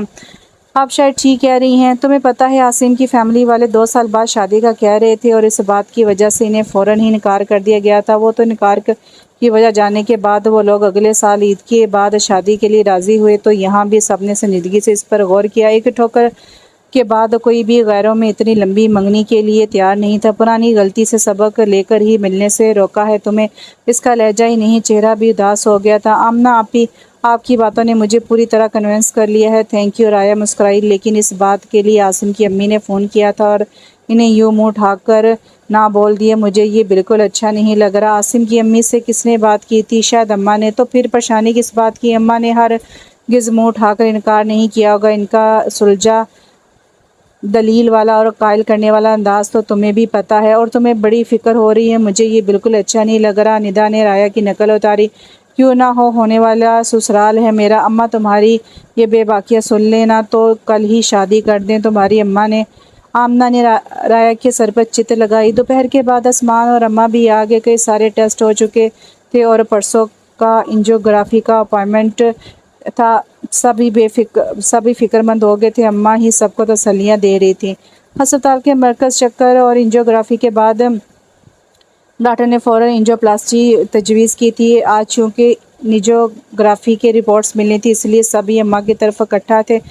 آمنہ موسمی نزلہ زکام کی زد میں تھی، سو وہ گھر پر ہی تھی۔ اماں کسی طرح بھی آپریشن کے لیے تیار نہیں تھی۔ سب انہیں گھیرے بیٹھے تھے۔ دوا گولی سے جو علاج ہوتا ہے وہ سب کرواؤں، لیکن یہ چیڑ پھاڑ والے علاج سے دور رکھو مجھے۔ دواؤں سے ممکن ہوتا تو آپریشن کی ضرورت ہی کہاں تھی۔ اتنی گزر گئی ہے، باقی بھی گزر ہی جائے گی۔ معتبر حق ہے، نہ یہ آپریشن اسے ٹال سکتا ہے اور نہ ہی آپریشن نہ کرانا اس سے وقت سے پہلے لا سکتا ہے۔ یہ سب ٹھیک ہے اماں، مگر علاج بھی تو سنت ہے۔ بڑے ماموں بولے تھے۔ ہاں، اور ڈاکٹر نے علاج آپریشن تجویز کیا ہے۔ چھوٹے ماموں نے بھی بھائی کی تائید کی۔ اس کے بعد آپ کی تکلیف بھی ختم ہو جائے گی، گھبراہٹ، بے چینی اور درد سے راحت، کبھی دوائیوں سے چھٹکارا مل جائے گا۔ آسمان صوفے سے اٹھ کر ان کے قدموں میں بیٹھ گیا۔ اور میں بھی ہاسپٹل کے بار بار کے چکروں سے بچ جاؤں گا۔ اس نے مسکین سی شکل بنائی۔ تم تو اپنی بچت کروانا چاہتے ہو۔ اس کی بات پہ اماں بھی مسکرائیں۔ ہاں بالکل۔ اس نے اماں کے گھٹنوں پر اپنے ہاتھ رکھے۔ آپ دیکھیں سب کتنے پریشان ہیں، ایک چھوٹا سا آپریشن، کچھ دن ہاسپٹل میں قیام اور سب مطمئن۔ آسمان کی بات پر انہوں نے کمرے میں نظر دوڑائی۔ سب کے چہرے سے جھلکتی پریشانی اور آنکھوں کی اداسی سب کی ان کے لیے محبت کی ضامن تھی۔ اس دور میں جہاں گھر کے بزرگ کو نکارا اور غیر ضروری ہستی جان کر نظر انداز کیا جانا مشکل تھا، معمول تھا، سارے خاندان کی ان کے لیے تشویش و فکر ان کے لیے نعمت سے کم نہ تھی۔ اماں کی آنکھیں بھر آئیں۔ ٹھیک ہے، جیسا تم سب چاہتے ہو کرو، مگر میری ایک شرط ہے، انہوں نے فیصلہ کن انداز میں کہا۔ سب کے چہرے کھل اٹھے۔ آپ حکم کریں بس، آسمان نے پورے جوش سے کہا۔ پہلے آمنہ اور تمہاری شادی ہوگی، اس کے بعد میرا آپریشن۔ اطمینان سے کہتے ہوئے انہوں نے پشت گاؤ تکیے سے ٹکا دی تھی۔ شادی درمیان میں کہاں سے آ گئی؟ آسمان کی حیرت قابل دی تھی۔ باقی سب کے منہ بھی حیرت سے کھلے رہ گئے تھے۔ زندگی کا کیا بھروسہ ہے، اس چیڑ پھاڑ سے مجھے ویسے ہی خوف آتا ہے۔ آمنہ اور آسمان کی شادی میرا دیرانہ جو خواب ہے، میں یہ حسرت لے کر مرنا نہیں چاہتی۔ آسمان کو نظر انداز کر کے وہ بیٹے اور بیٹی داماد کی طرف متوجہ، کیسی باتیں کر رہی ہیں آپ؟ کچھ نہیں ہوگا، آپ کو معمولی سا پروسیجر ہے، بڑے ماموں نے سمجھانا چاہا۔ ہاں اماں، اور پھر بقرہ عید کے بعد تو ہے ہی شادی۔ امی بھی اماں کی اس انوکھی فرمائش پر کم حیران نہیں تھی۔ یہ آپریشن ہو جائے پھر خوب دھوم دھام سے کریں گے دونوں کی شادی۔ چھوٹے ماموں نے گویا لالچ دیا۔ میں نے اپنا فیصلہ سنا دیا ہے، اب تم سب طے کرو، آپریشن ابھی کرنا ہے یا عید کے بعد؟ حرجی کیا ہے ابھی کرنے میں؟ بڑی ممانی اپنے خیالوں سے باہر آ کر بولی، اور وہ سب اماں کی فرمائش سے زیادہ ان کی بات پر چون گئے۔ جلدی یا بدیر شادی کرنی ہی ہے تو پھر اماں کے کہے مطابق ابھی کیوں نہیں؟ امی آپ، آسمان کچھ کہہ رہا تھا مگر اسے نظر انداز کر کے وہ آمنہ کے امی ابو کی طرف مڑی۔ گھر کی ہی بات ہے، ہمیں تو صرف آمنہ چاہیے، جہیز کی کوئی ضرورت نہیں ہے۔ اس گھر میں آمنہ کے آرام کی ہر چیز موجود ہے۔ سادگی سے نکاح کے بعد ولیمے کا فنکشن دونوں مل کر کر لیں گے، مل بانٹ کر تیاریاں بھی ہو جائیں گی۔ وہ پورے پلان کے ساتھ تیار تھی۔ پھر 2-2.5 گھنٹے بحث و مباحثے کے بعد آہستہ سب کی مزاحمت دم توڑ گئی۔ سب کی ہاں ہاں نا نا کے بعد آخر 2 دن بعد جمعے کو نکاح اور سنچری کے بعد ولیمہ طے پایا۔ محبت ہو گئی ہے کیسے پتہ چلے گا؟ آمنہ بڑے غور سے اسائنمنٹ مکمل کر رہی تھی۔ وہی آسمان اس قدر مصروف تھا مانو آج ہی اس کے محدود کلیکشن کی ساری کتابیں رٹ ڈالے گا۔ وہاں اتنے شاعروں کی کتابیں رکھی ہیں، پڑھ لو، سب سمجھ آ جائے گا۔ اس نے سر اٹھائے بنا ہی جواب دیا۔ ارے وہی پڑھ کر تو میں اور کنفیوز ہو گیا۔ آسمان نے اس کے آگے پھیلے کاغذات پر ہاتھ رکھ کر اسے مزید قلم چلانے سے روکا۔ میں سیریس ہوں۔ آمنہ نے سر اٹھا کر اسے دیکھا۔ تمہیں کیسے پتہ چلا تھا کہ تمہیں خضر سے محبت ہو گئی ہے؟ اس نے سیدھا سوال داغا۔ یہ تو بڑا پرسنل سوال ہے۔ آمنہ نے قلم رکھ کر انگلیاں چٹکائیں۔ تم بھول گئے، یہ تم نے ہی مجھے بتایا تھا۔ ہاں، اور اب میں خود کنفیوز ہوں۔ محبت ہی وہ جذبہ ہے جو اس وسیع کائنات میں ایک سا ہے، بے غرض، مخلص، شفاف، بے راہ۔ یہ کڑی دھوپ میں سر پر سایبان سا ہے تو خنک موسم میں گرم پناہوں سا، اور بارشوں میں یہ آپ کے دریچے سے نظر آنے والا سب سے خوبصورت منظر ہے۔ چند پل کے توقع کے بعد محبت کی دنیا کی نئی باسی آمنہ بی بی نے اپنا فلسفہ بیان کیا۔ یہ سب تو ٹھیک ہے، محبت ہو گئی ہے، یہ کیسے پتہ چلے گا؟ کوئی اشارہ، کوئی ہنٹ؟ بے قراری آسمان کے انگ انگ سے جھلک رہی تھی۔ پہلے یہ بتاؤ تم کیوں پوچھ رہی ہو؟ آمنہ نے مشکوک نظریں آسمان کے چہرے پر جمائی۔ ایسے ہی یار، یہ ترکش پڑھ رہا تھا تو خیال آیا، اس نے ہاتھ میں پکڑی جاوید اختر کی ترکش اس کے سامنے کی۔ تم اپنا تجربہ بتاؤ، کوئی تم سے پوچھے تو تم کیا کہو گی؟ اس کی سوئی وہیں اٹکی تھی۔ میرا تجربہ؟ آمنہ نے رک کر اسے بغور دیکھا۔ ویسے مجھے شک ہے کہ تم میرا تجربہ جاننا چاہ رہے ہو، مجھے لگ رہا ہے کہ تم اپنے لیے کچھ کنفرم کرنا چاہتے ہو۔ دراصل میں، وہ جھجکتے ہوئے بولا تو آمنہ نے ہاتھ اٹھا کر روکا۔ زبردستی نہیں، جس دن تمہیں لگے بتانا چاہیے اس دن شیئر کرنا۔ اچھا تم بتاؤ تو۔ اس کی بے صبری اور اصرار ابھی تک برقرار تھا۔ چند لمحے سوچنے کے بعد آمنہ گویا ہوئی تھی، اپنی آنکھیں موند کر روح کی گہرائیوں اور دل کی شدتوں سے محبت کو پکارا، اور اس کی پکار کے جواب میں جو چہرہ تمہیں نظر آئے وہ تمہاری محبت ہے۔ یہ تو بڑا فلمی سا ہے، آسمان نے کہا تو وہ برا مان گئی۔ پوچھ کیوں رہے ہو پھر؟ کوئی اشارہ، کوئی ہنٹ خود ہی ڈھونڈ لو نا۔ سوری، وہ ہاتھ میں پکڑی کتاب رکھ کر کھڑا ہو گیا۔ تھینک یو، ایک ہی سانس میں سوری اور تھینک یو کہہ کر وہ آگے بڑھ گیا۔ کہاں جا رہے ہو؟ اب اس کی عجیب رویے پر آمنہ نے پیچھے سے آواز لگائی۔ آنکھیں موندنے اس نے پیچھے مڑے بنا جواب دیا تھا۔ سالوں تک وہ اس کی وحد رازدار رہی تھی، اس کے شادی کے لیے مسلسل انکار پر۔ ایک دن ندا جاسوسوں کی طرح سوچ بچار کے بعد اندیکھی کڑیوں سے کڑیاں ملا رہی تھی، تب آمنہ نے اسے میرا کے متعلق بتایا تھا۔ بند ناک کھولنے کے لیے وہ گرم پانی اور ویکس کی بھاپ لے رہی تھی۔ ندا جب کمرے میں آئی تو سامنے رکھے بڑے سے پیالے کا پانی ٹھنڈا ہو چکا تھا، اور آمنہ تولیہ ہاتھ میں پکڑے گہرے خیالوں میں ڈوبی ہوئی تھی۔ یہ آج کل تم بار بار مراقبے میں کیوں چلی جاتی ہو؟ ندا نے اس کے ہاتھ سے تولیہ کھینچا تو وہ حال میں واپس آئی۔ کیا ہوا وہاں؟ سب ٹھیک؟ مبارک ہو۔ ندا نے اس کو اٹھا کر گھمایا۔ اماں کی رپورٹ اچھی ہے؟ آمنہ کے سوال میں خوشی اور بے یقینی دونوں تھے۔ نہیں تو مبارکباد کس بات کی دے رہی ہو؟ ہٹو پرے۔ آمنہ نے خود کو اس کی گرفت سے چھڑایا۔ جمعے کو نکاح اور اگلے دن ولیمہ، اس کی مبارکباد دے رہی ہوں، اس لیے مبارکباد دے رہی ہوں۔ کس کا نکاح، کس کا ولیمہ؟ وہ بند ناک سے پہلے ہی پریشان تھی۔ اس پر ندا کی پہیلیاں وہ جھنجھلا گئی۔ تمہارا اور آسمان کا؟ رومال سے سرخ ہوتی ناک رگڑتا اس کا ہاتھ وہیں تھم گیا۔ تبھی امی اور بھابھی اندر آئیں۔ 2 دن کی مہمان ہے میری بیٹی، امی نے سوں سوں کرتی آمنہ کو گلے لگایا۔ آسمان کو داماد کے روپ میں دیکھنا ان کی بھی خواہش تھی۔ ندا اسے ابھی کارنر والے کلینک لے جاؤ، 3-4 دن سے گھریلو ٹوٹکے ہی آزما رہی ہے یہ۔ بھابھی نے ندا کو کام سے لگایا۔ سوں سوں کرتی دلہن کیا اچھی لگے گی بھلا؟ ہو کیا رہا ہے؟ اس نے باری باری تینوں کو دیکھا۔ ندا نے فاسٹ فارورڈ میں سے سارا ماجرا سنایا۔ تو آپریشن کب ہے؟ کل۔ آسمان ڈاکٹر سے مل کر اپائنٹمنٹ لے گا۔ میں ابھی اماں سے بات کرتی ہوں۔ بھابھی اور امی دونوں کو ڈاکٹر کے پاس جانے کی ہدایت دے کر کمرے سے نکل گئی۔ اس نے فون اٹھایا۔ وہ ایسے وقت میں جب پتہ ہو کہ آسمان گھر پر ہے، اسی کے سیل پر کال کر کے اماں سے بات کرتی تھی، ورنہ پھر رایا یہ مومانی کے سیل پر کال لوگ میں سرچ کرتے ہوئے اس نے آسمان کا نمبر نظر انداز کر کے رایا کا نمبر ڈائل کیا۔ ہیلو۔ دوسری طرف سے آسمان کی آواز سن کر اس نے اپنے ہیلو کو روکنے کے لیے لب بھینچے۔ ہیلو آمنہ، تم ہی ہو نا؟ اماں کو فون دینا ذرا۔ اس نے کزن اپنا لہجہ حکم بھرا کیا۔ پہلے مجھ سے تو بات کر لو۔ اس کی آواز اس کے خوشگوار موڈ کا پتہ دے رہی تھی۔ مبارک ہو، ہماری شادی ہے جمعے کو۔ مبارکباد دے کر وہ ہنس دیا۔ تمہیں بھی مبارک۔ اس کی ہنسی نے آمنہ کو بھی مسکرانے پر مجبور کر دیا۔ انہیں دیکھو۔ ندا آمنہ کے پاس آئی۔ 2 دن رک جاؤ، ایسے بھی کیا بے صبری؟ فون کے قریب چہرہ کر کے وہ چلائی۔ شیبان ہو تمہارا اتنا صبر ہمارے پاس نہیں ہے۔ آسمان کا جواب آمنہ نے لفظ بہ لفظ ندا تک پہنچا دیا تھا۔ تم دونوں تو بڑے چھپے رستم نکلے۔ وہ اسے جلد باہر آنے کا اشارہ کرتے ہوئے چلی گئی تھی۔ طبیعت کیسی ہے ابھی اماں کی؟ الحمدللہ، سب سے زیادہ وہی خوش ہیں، تیاری میں مصروف۔ ارے انہیں آرام کرنے دو، طبیعت نہ بگڑ جائے کہیں۔ تمہیں کیا لگتا ہے یہاں ہم ان سے کام لینا چاہتے ہیں؟ میرا وہ مطلب نہیں تھا۔ وہ بہت خوش ہیں آمنہ۔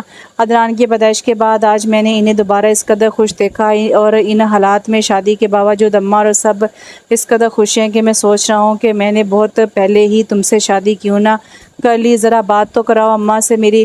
سب اماں کے روم میں جمع ہے۔ رایا کا فون یہاں حال میں تھا۔ وہ اٹھ کر ان کے کمرے کی طرف بڑھا۔ ویسے تم نے مجھے کال نہیں کر کے رایا کو فون کیوں لگایا؟ ایسے ہی مجھے لگا وہ درست بہانہ سوچتے ہوئے رک رک کر بول رہی تھی، کہیں تم مجھ سے شرما تو نہیں رہی تھی؟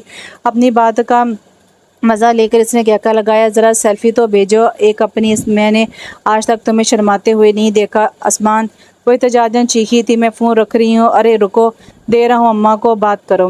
رشتہ داروں اور عزیز و اقارب کو فون پر دعوتیں دے دی گئی تھیں۔ آمنہ کا ددیال بھی مختصر تھا، ایک چچا فیملی کے ساتھ سعودیہ میں مقیم تھے، ان کو آنا تو ممکن نہیں تھا، پھپھو قریبی شہر میں رہتی تھی، وہ جمعرات کی صبح پہنچنے والی تھی، اگلے دن انہیں سب کو اپنی شاپنگ نپٹانی تھی۔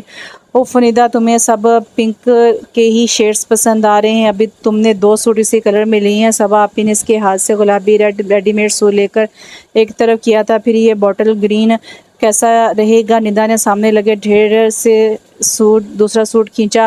ندا آپی، گرین کلر مجھے لینا ہے، اس لیے آپ اس پر نظر نہ ڈالیں، کوئی اور کلر چوز کریں۔ رایا نے ندا کے ہاتھ سے پکڑا سوٹ لے کر واپس رکھا اور آمنہ کا صبر جواب دے گیا، لیڈیز آپ میری یعنی دلہن کی شاپنگ کے لیے آئی ہیں اور میرے لیے ابھی تک ایک عدد دوپٹہ تک نہیں لیا ہے، وہ اس لیے کہ آپ ہستی خاص ہیں اور ہم نے آپ کے لیے سٹائل کا انتظام کیا ہے جو آپ کو شاپنگ کروائے گا۔ رایا نے اسے تسلی دینا چاہیے، لو آ گیا تمہارا۔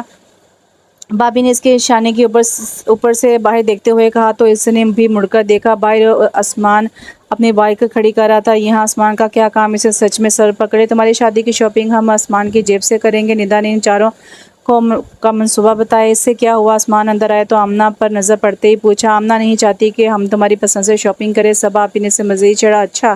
آسمان نے منہ پھیلائے بیٹھی آمنہ کو دیکھا، اٹھو۔ آمنہ اسے دیکھنے لگی، اٹھو تو صحیح۔ آسمان نے اسے اشارہ کیا، آپ لوگ آرام سے اپنی شاپنگ کریں، شام میں گھر پر ملتے ہیں۔ دروازے کی طرف جاتے اس نے آمنہ سے کہا، چلو۔ آمنہ کو جیسے ہی سمجھ آئے، وہ ایک دل جلانے والی مسکان ان سب کی طرف اچھال کر آسمان کے پیچھے دوڑی، وہ چاروں آنکھیں پھاڑے منہ کھولے دیکھتی رہ گئی۔ شام میں وہ دونوں اپنی شاپنگ کر کے گھر لوٹے تھے۔ آسمان کو پہلی بار پتہ چلا کہ آمنہ کو کپڑوں کا کس قدر شوق ہے، اور اس کے بعد اس کا انٹرسٹ جوتوں اور سینڈلز میں تھا، اور آمنہ نے جانا تھا کہ آسمان کو ہیوی جویلری پسند نہیں اور وہ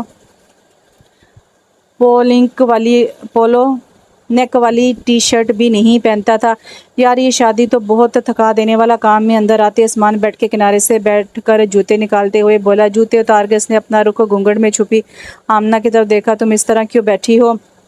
تاکہ تم میرا گھونگھٹ اٹھا کر مجھے رونمائی دے سکو۔ اوہ، وہ ضروری ہے کیا؟ میں تو بھول ہی گیا تھا۔ اس نے جیسے اچانک یاد آنے پر پیشانی پر ہاتھ پھیرا، کوئی بات نہیں، تم ابھی جا کر لے آؤ، میں ایسے ہی ویٹ کرتی ہوں تمہارا۔ گھونگھٹ کے اندر ہی سر اٹھا کر آمنہ نے اسے دیکھا۔ آسمان نے مسکراتے اس کے چہرے پر پڑا دوپٹہ اٹھا کے اس کے سر پر رکھا، ماشاءاللہ تم تو بڑی پیاری لگ رہی۔ آمنہ جو اسے ہی دیکھ رہی تھی گردن جھکا گئی۔ پارلر والوں کی محنت بیکار نہیں گئی تھی۔ آمنہ نے جھٹ سر اٹھا کے اسے گورا، کوئی پارلر والوں کی محنت نہیں، یہ صبا آپی کا کمال ہے، اور سب نے کہا ہے کہ میں اچھی لگ رہی ہوں۔ وہ ناراض سی سر جھکائے مہندی سے سجی اپنی ہتھیلیاں دیکھنے لگی، واقعی اچھی لگ رہی ہے، اور رشتہ بدلا ہے تو نظر بھی بدل گئی ہے۔ آسمان کی آواز بہت دھیمی اور پرسوچ تھی۔ آسمان کتنی ہی دیر تک جب اس کی نظروں کا زاویہ نہ بدلا تو آمنہ نے سرگوشی میں ٹوکا، وہ اپنے خیال سے باہر آیا، سارے حقوق اپنے نام لکھوانے کے بعد یہ جسارت کر رہا ہوں، یا تم روک نہیں سکتی؟ آسمان نے اس کی مہندی سے سجی ہتھیلیاں اپنے ہاتھوں میں لی، شادی مبارک ہو۔ آمنہ نے سر اٹھا کر اسے دیکھا، تمہیں بھی مبارک ہو۔ وہ دونوں ایک ساتھ ہنس پڑے، تمہاری رونمائی۔ آسمان نے شیروانی کی جیب سے لمبا سا باکس نکالا، مجھے ایک پل کے لیے لگا تم سچ میں بھول گئے ہو۔ آسمان نے باکس کھول کر سلور چین نکالی جس میں چھوٹا سا ہارٹ شیپ لاکٹ جھول رہا تھا، جس کے ایک کونے میں ننھا سا ڈائمنڈ چمک رہا تھا۔ آسمان، یہ ڈائمنڈ ہے؟ آسمان نے چین کا لاک کھولتے ہوئے ہنکارا بھرا، آسمان یہ اتنا مہنگا، اس کی کوئی ضرورت؟ اس کے انکشاف پر وہ سچ میں شرجدر تھی۔ تو آسمان نے اشارے سے اسے پہنانے کی اجازت طلب کی تھی۔ ذرا سا آگے ہو کر آمنہ نے گردن جھکائی، اس کے گلے میں چین ڈال کر وہ اندازے سے پیچھے لاک بند کرنے کی کوشش میں تھوڑا آگے کھسکا اور آمنہ کا سر اس کے شانے سے جا لگا۔ آمنہ کی دھڑکنوں کی رفتار 70 فی منٹ سے بڑھ کر دگنی ہو گئی تھی۔ تمہیں پسند تو آیا ہے نا؟ پیچھے ہو کر آسمان نے پوچھا۔ بہت خوبصورت۔ اس نے انگلیوں سے پکڑ کر لاکٹ کو سامنے کیا، اس کا چہرہ سرخ تھا اور پلکوں کی لرزش آسمان سے چھپی نہیں تھی۔ آسمان نے ایک ہاتھ سے اس کا ہاتھ تھاما، دوسرے ہاتھ سے اس کا چہرہ تھام کر اونچا کیا، آج سے ہم۔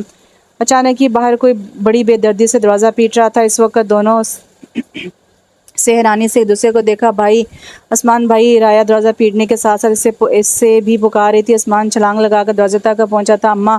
भाई इनकी तबीयत बिगड़ रही है। आंसू के दरमियान राया बामुश्किल बोल पाई थी। आसमान अम्मा के कमरे की सिमत दौड़ा, इसके पीछे अपना लहंगा संभालती आमना रोती राया आप कितनी ही मनसूबा बंदी कर लें, होनी को नहीं टाल सकती। अम्मा को फ़ौरन अस्पताल ले जाया कि जहाँ डॉक्टर ने इन्हें आईसीयू में एडमिट कर लिया था और उनकी हालत तशवीशनाक बताई गई थी। शादी के थके मान लोग कुछ अस्पताल में और बाकी घर में दुआओं में लग गए थे और सबकी दुआओं का असर था कि सुबह 7 बजे के करीब डॉक्टर ने अम्मा की तबीयत ठीक होने की खबर दी थी। तब अस्पताल से सबने ज़बरदस्ती आसमान को घर रवाना किया, जो अभी तक शेरवानी में ही घूम रहा था। अस्पताल से फ़ोन आने के बाद घर में भी सब ज़रा मुतमिन हुए। आमना तुम भी जाकर ज़रा आराम करो। छोटी मम्मा ने रोई रोई थकी थकी आमना से कहा, हम अम्मा को देखने कब जाएंगे, अभी तो वो आईसीयू में है जहाँ किसी को भी मिलने की इजाज़त नहीं है। बड़ी ममानी इसके पास आई, बेटा माफ़ करना तुम्हारा पहला ही दिन। ममानी वो सरापा एहतजाज बनकर बोली, आप इस तरह शर्मिंदा तो ना करें, आपकी बहू बड़ी समझदार है। भाभी छोटी ममानी ने माहौल की सोगवारियत को दूर करनी चाहिए, वो तो है। बड़ी ममानी ने इसके सर पर शफकत से हाथ फेरा, और ये मेरी नहीं तुम्हारी भी बहू है। आसमान के साथ असजद भाई भी आए थे और उन्होंने आसमान को कमरे में धक्का देकर से सोने की ताकीद करके बाहर से दरवाज़ा बंद कर देते। अम्मा कैसी हैं तुम, मिले इनसे? मिला तो कोई नहीं, डॉक्टर से ही बात हो रही है बस। अब अल्लाह का शुक्र है बेहतर है, बट डॉक्टर ने फ़ौरन ऑपरेशन का इशारा दिया है। वो अलमारी से अपने कपड़े निकाल कर पलटा, नींद और थकन से इसका बुरा हाल था। तुम भी सारी रात जागी हो, कुछ देर आराम कर लो। आमना ने इस बात में सर हिलाया, वो रात में इसे दुल्हन के रूप में छोड़ गया था और अब इसके सामने सादा से हुलिये में रोई उदास सी आमना खड़ी थी। वो इसके करीब आया, सॉरी आमना, तुम्हें ये सब आसमान है, तुम क्या समझते हो मुझे? इसने खफा होकर इसकी बात काटी। इसकी नाराज़गी महसूस करके इसे अपनी गलती का एहसास हुआ। गुड गर्ल, एक थकी सी मुस्कुराहट इसके लबों पर उभरी। वो वॉशरूम में चला गया। बेड पर रात की आराइश इसी तरह मौजूद थी, मगर फूलों और पत्तियों की ताजगी दम तोड़ चुकी थी। आमना ने सारे फूल पत्ते समेटे, वो सब डस्टबिन में डालने के लिए इसका दिल नहीं मार रहा था। इधर उधर नज़र दौड़ाने के बाद कुछ सोचकर इसने सूटकेस खोलकर अपना नया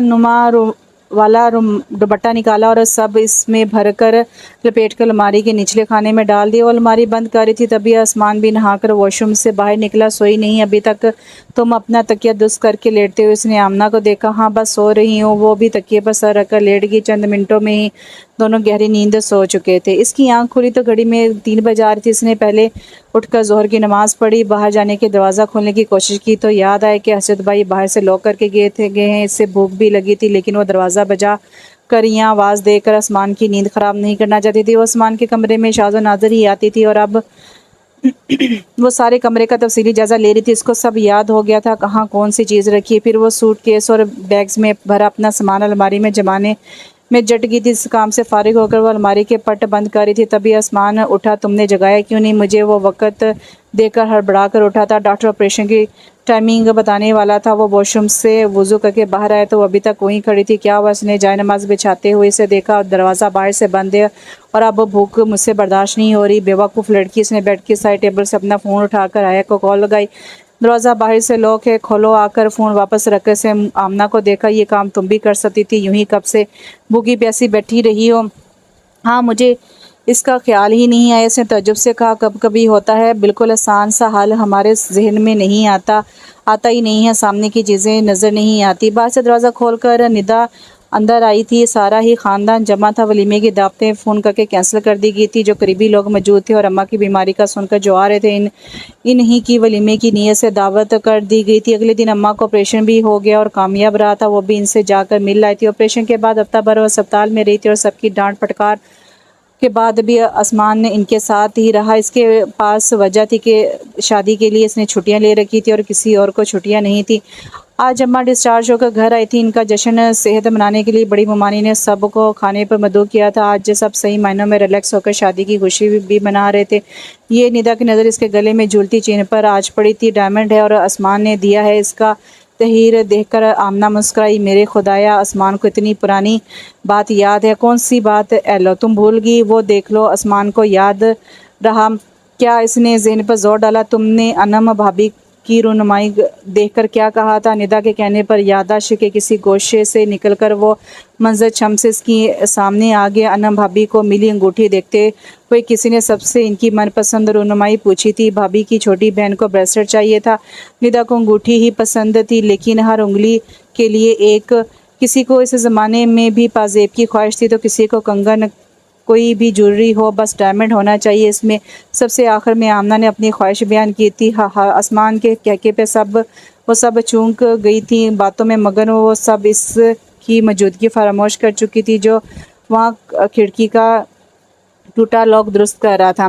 سب کو تو شاید مل بھی جائے مگر آمنہ کا ڈائمنڈ، ہاں تم نکلو یہاں سے۔ بھابی نے سسرال میں پہلی بار رعب استعمال کرتے سے باہر نکالا تھا۔ ان سے ذرا فاصلے پر احتشام بھائی اور اسجد بھائی کے ساتھ بیٹھے آسمان نے اسی وقت اس کی طرف دیکھا تھا۔ تازہ انکشاف کا اثر صاف اس کے چہرے پر بکھرا تھا۔ کیا ہوا؟ آسمان نے اشارے سے پوچھا۔ آمنہ نے لاکٹ پکڑ کر اونچا کیا۔ Thank you. بے آواز اس کے لب ہلے تھے۔ اس کے گلے میں چین پہناتے ہوئے آسمان کو اندازہ ہو گیا تھا کہ وہ اپنی کئی بات بھول چکی ہے۔ مائی پلیئر، ذرا سا خم کر کے اس نے بھی بآواز کہا۔ ان دونوں کا بغور معائنہ کرتی ندا سے رہا نہیں گیا۔ جمعہ 8 دن ہی ہوئے اور انڈرسٹینڈنگ دیکھو تم دونوں کی۔ انڈرسٹینڈنگ تو ہماری شادی سے پہلے بھی اچھی ہی تھی۔ ہاں یہ بھی ہے، ندا نے اعتراف کیا۔ اب دیکھیے ہمیں کیا ملتا ہے۔ فکر نہیں کرو، میں خود شیوان بھائی تک تمہاری خواہش پہنچا دوں گی۔ آمنہ نے حق دوستی ادا کیا تھا۔ تم دونوں کو جانا ہے نا تو اٹھ جاؤ اب۔ سب آپی نے آ کر ان کی باتوں میں بریک لگایا۔ آج ان دونوں کی مشترکہ سہیلی کی شادی تھی، ہم لوگ جاتے ہوئے تم دونوں کو ڈراپ کر دیں گے۔ شادی کے بعد وہ پہلا فنکشن اٹینڈ کرنے جا رہی تھی اور اس حساب سے ندا اور رایا نے اس کو خوب دل لگا کر تیار کیا تھا۔ نئی دلہن کو اس بارے میں بولنے کی اجازت نہیں ہوتی کہہ کر اس کی ایک نہ سنی گئی تھی۔ اچانک ہی 8 بجے کے بعد بے موسم بارش شروع ہو گئی تھی۔ 10 بجے آمنہ نے فون کر کے کسی کو لینے آنے کے لیے کہا تو آسمان ان دونوں کو لینے پہنچا تھا۔ حال سے کار تک آتے ہوئے بھی وہ دونوں کافی بھیگ چکے تھے۔ ندا کا قیام بھی آج ادھر ہی تھا۔ گھر پہنچی تھی کہ آمنہ کو لگاتار 3-4 چھینکیں آئیں اور بڑی ممانی نے اسے فوراً کپڑے بدلنے کمرے میں بھیج دیا، ورنہ وہ سب کے ساتھ کافی پینے کے موڈ میں تھی۔ آسمان کافی سے معذرت کر کے کمرے میں آیا تو وہ بیڈ کے کنارے پر ٹکی ہاتھوں سے اپنی ایڑیاں دبا رہی تھی۔ وہ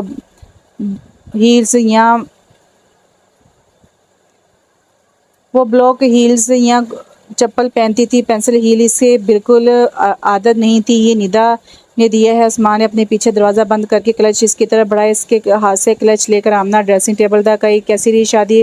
بہت اچھی، تمہیں پتہ ہے؟ وہ پرجوش سے اس کی طرف مڑی۔ روشن اور آصف کی یہ لو میرج ہے۔ دونوں کے گھر والے تیار نہیں تھے۔ پورے 5 سال لگے انہیں منانے میں ان دونوں کو۔ آسمان نے صرف پر اکتفا کیا۔ اس کی ساری توجہ آمنہ میں الجھی تھی۔ سیاہ اور سرخ امتزاج کی ساڑی، چوڑیوں سے بھری کلائیاں، کانوں میں چمکتے چھوٹے چھوٹے آویزے، بالوں میں مہکتے گجرے جن کی مہک سارے کمرے میں پھیلی تھی۔ بارش کے قطرے اب بھی اس کے سراپے پر موجود تھے۔ پچھلے چند دنوں میں اس کے ساتھ پہلی بار اور نئے ہونے والے حادثوں میں یہ ایک اور اضافہ تھا۔ وہ چوڑیاں اتار کر دراز میں ڈال کر وہ سیدھی ہوئی تو آئینے میں نظر آتے آسمان کے عکس کو دیکھ کر ٹھٹک گئی۔ وہ بالکل اس کے پیچھے کھڑا تھا۔ اندر سب تتر بتر ہونے لگا تھا۔ سینے میں چل رہے پرزے کی رفتار پھر دگنی تگنی ہونے لگی تھی۔ اس نے بھیگتی ہتھیلیوں کو نظر انداز کر کے بالوں میں سے گجرے نکالنے کے لیے ہاتھ پیچھے کیے، جسے آسمان نے درمیان میں ہی تھام لیا۔ آمنہ نے اپنے ہاتھ نیچے کر لیے۔ آسمان نے آہستہ سے پنیں نکالی اور گجرے ڈریسنگ ٹیبل پر اچھال دیے۔ وہ آئینے میں آمنہ کو دیکھ رہا تھا۔ جذبوں کی شدت اور نظروں کی حدت کا اثر تھا کہ آمنہ کی پلکیں اس قدر بھاری ہو گئی کہ اٹھ نہیں رہی تھی۔ آسمان نے اشاروں سے پکڑ کے اس کا رخ اپنی طرف کیا۔ آمنہ نے آنکھیں بند کر لیں، پھر اپنی نیم و سر پیشانی پہ اس نے آسمان کے لب محسوس کیا اور اگلے ہی پل وہ اس کے بازو میں تھی۔ آمنہ کی آنکھ کھولی تو نظر سامنے ڈریسنگ ٹیبل پر پڑے گجروں پہ گئی۔ اس نے بہت آستگی سے کور بدلی کہ آسمان کی نیند نہ ٹوٹے، مگر پلٹی تو آسمان نہ بستر پر تھا نہ ہی کمرے میں اس کی موجودگی کے کوئی آثار نظر آ رہے تھے۔ اس نے گھڑی پر نگاہ ڈالی جو 11 بجا رہی تھی۔ یا اللہ! وہ ہڑبڑا کر اٹھ بیٹھی۔ وہ اتنی دیر تک کبھی نہیں سوئی تھی، کم سے کم سسرال میں تو بالکل نہیں۔ بال کیچر میں قید کرتے وہ باہر نکلی تو کچن سے آتی آوازیں سن کر ادھر ہی آ گئی، جب ممانی ناشتہ بنا رہی تھی اور آسمان ناشتہ کر رہا تھا۔ کیسی طبیعت ہے اب تمہاری؟ اسے دیکھتے ہی بڑی ممانی نے پوچھا۔ طبیعت؟ وہ شوق سے انہیں دیکھنے لگی۔ ہاں، آسمان نے بتایا تمہیں رات میں بخار آ گیا تھا، ابھی تو وہ نہیں ہے بخار۔ آمنہ نے آنکھیں پھاڑ کر آسمان کو گھورا۔ اس نے بے بسی کے اظہار میں اشارے چاہ دیے۔ کچھ نہیں ممانی، بس ایسے ہی۔ ممانی نے اسے دیکھا تو وہ جو منمنا رہی تھی جلدی سے بولی، ابھی بالکل ٹھیک ہوں، ساری رات پریشان کیا اور اب کہہ رہی ہے ایسے ہی؟ آسمان نے دھیرے سے کہا۔ آمنہ نے ٹیبل پر رکھا گلاس اسے دے مارا، جسے آسمان نے سولے سے کیچ کر لیا تھا۔ وہ تو اچھا تھا ممانی روٹی پڑنے کے لیے پلٹ چکی تھی۔ تم بھی آفس کیوں جا رہے ہو؟ دیر ہو گئی ہے تو چھٹی ہی کر لو۔ چھٹیوں کے بعد آج اس کا آفس کا پہلا دن تھا۔ ضروری کام ہے امی، ورنہ تو آج بھی چھٹی ہی کرنی تھی۔ اس نے آمنہ کو آنکھ ماری، تبھی ندا اور آیا اندر آئی۔ کیا ہو رہا ہے بھائی؟ ندا نے خوشگوار موڈ والے عثمان اور بگڑے موڈ والی آمنہ کو بارے بارے دیکھا۔ آمنہ سے پوچھو۔ عثمان کو باز نہ آتے دیکھ کر اس نے وہاں سے کھسکنا مناسب سمجھا۔ تم کہاں چلی؟ ناشتہ تو کر لو، اسے جاتے دیکھو۔ مومانی نے کہا میں نے ابھی برش بھی نہیں کیا ہے۔ مومانی آتی وہ وہاں رکی نہیں تھی۔ آمنہ کو رات میں بخار آ گیا تھا۔ مومانی نے رایا اور ندا کو اطلاع دی۔ اچھا بھیگ بھی تو گئی تھی، میں دیکھتی ہوں۔ ندا جو پوری طرح کرسی پر بیٹھی بھی نہیں تھی کھڑی ہوئی۔ تم بیٹھو، عثمان نے اسے روکا۔ ہلکا فیور تھا، ابھی بالکل ٹھیک ہے وہ۔ شکر تھا کہ وہ دوبارہ بیٹھ گئی تھی۔ عثمان ناشتے کے بعد آفس بیگ لینے کے لیے کمرے میں آیا تو آمنہ جیسے اسی کا انتظار کر رہی تھی۔ جھوٹ کیوں کہا تم نے؟ میں تیار ہو کر باہر نکلا تو اماں نے تمہارا پوچھا۔ میں نے کہا سوری ہو تو پوچھنے لگی کہ سب خیریت تو ہے؟ تم اتنی دیر تک سوتی نہیں، اور یہ کہ کل تم بھیگ بھی گئی تھی۔ اب تم بتاؤ میں کیا کہتا؟ اس وقت میرے ذہن میں صرف فیور ہی آیا۔ میں نے کہا تم نے فیور کی میڈیسن لی تھی اس لیے ابھی تک سو رہی ہو۔ آمنہ آئینے کے سامنے کھڑی بال بنا رہی تھی۔ عثمان نے آئینے میں اس کی آنکھوں میں جھانکا۔ ویسے تمہارے خیال میں مجھے کیا کہنا چاہیے تھا؟ کچھ نہیں، تم جاؤ، دیر ہو رہی ہے تمہیں۔ چوٹی میں بینڈ لگا کر وہ پلٹی۔ عثمان جانے کی بجائے اس کے سامنے آ گیا۔ تھینک یو آمنہ، وہ سنجیدگی سے بولا۔ اب یہ تھینک یو کس لیے؟ تمہارے ہونے کے لیے اس گھر میں، میری زندگی میں۔ ایک تمہارے ہونے سے ہی سب بڑے خوش ہیں، مطمئن ہیں، ماحول ہی بدلا ہے۔ تم کو جلدی نہیں کر رہے تھینک یو کہنے میں؟ ابھی دن ہی کتنے ہوئے ہیں، کیا پتہ کچھ دنوں بعد میں اپنی اصلی رنگ میں آ جاؤ اور سیریل والی ویمپائر بہو بن جاؤ۔ آمنہ نے ڈرمائی انداز میں اس سے ڈرایا۔ تمہارے اصلی نقلی سارے رنگ پتہ ہیں مجھے۔ عثمان نے جھک کر ایک گستاخی کی۔ یہ آج کا تھینک یو؟ اس نے سرخ ہوتی آمنہ کو دلچسپی سے دیکھتے ہوئے کہا۔ کہاں رہ گئی آمنہ؟ بہت بھوک لگی ہے، اب آ بھی جاؤ۔ ندا باہر سے ہی چلاتے ہوئے آ رہی تھی۔ اماں کی طبیعت کافی حد تک سنبھل گئی تھی۔ رائے کی پڑھائی کا بہت حرج ہوا تھا، سو وہ اس کی بھرپائی میں لگی تھی۔ آخری سال میں اس سے سپلی نہیں لینی تھی۔ گھر میں سب سے بیزی لائف عدنان کی تھی، جس کی ذہانت غیر معمولی تھی۔ اسکول اور ٹیوشن کے بعد اس کی میتھس کلاس ہوتی تھی، پھر وہ فٹ بال کوچنگ کے لیے جاتا۔ بڑے ماموں کالج میں اکنامکس کے لیکچرار تھے اور چھوٹے ماموں ریلوے میں ملازم تھے۔ عثمان کا جاب ایسا تھا کہ وہ مہینے کے 15 دن گھر سے باہر ہی رہتا تھا۔ وہ بھی نئے گھر اور نئی طرز زندگی میں سیٹ ہو گئی تھی۔ سب اپنے اپنے ٹھکانوں پر تھے۔ عثمان شہر سے باہر تھا۔ بچی گھر کی خواتین تو اماں اور دونوں مومانیاں کلولہ فرما رہی تھی۔ اسے عادت نہیں تھی دوپہر میں سونے کی، سو وہ پورچ میں بچھی کرسیوں پر آ کر بیٹھ گئی، جہاں اکثر سب شام کی چائے ایک ساتھ پیتے تھے۔ وہ 2 بار ہال کے سامنے سے گزری، مگر ٹی وی دیکھتا عثمان ذرا بھی اس کی طرف متوجہ نہیں ہوا تھا۔ اسے شک ہوا کہ عثمان کی نظر ٹی وی اسکرین پر ہے، مگر اس کا ذہن کہیں اور بھٹک رہا ہے۔ وہ کبھی مسکراتا تو کبھی کسی گہری سوچ میں ڈوب جاتا۔ جب تیسری دفعہ ہال کے سامنے سے گزری تھی تو عثمان باقاعدہ ہنس رہا تھا۔ وہ اپنا کام بھول کے اندر آ گئی۔ آمنہ لگتا ہے مجھے محبت ہو گئی ہے۔ اسے دیکھتے ہی عثمان نے اعلان کیا، ہاں اتنی دیر سے تمہیں دیکھ کر مجھے بھی خلل دماغ کا ہی شبہ ہو رہا تھا۔ اس کا نام میرا ہے؟ ہاں، غیر مسلم ہے۔ اس کی آنکھیں ابل ہی پڑی۔ میرا مطلب امیر سرداروں کا سردار؟ وہ لغت چھان کے بیٹھا تھا۔ کہاں ملی تمہیں؟ کالج میں۔ اوہ، کلاس میٹ ہے؟ نہیں، جونیئر ہے۔ یک طرفہ معاملہ تو نہیں ہے؟ میں بھی شہر وفا میں نوارد، وہ بھی رک کر چل رہی ہے ابھی۔ عثمان نے بڑے جذب سے شعر پڑھا تھا۔ یک طرفہ معاملہ نہیں، اس کا مجھے یقین ہے۔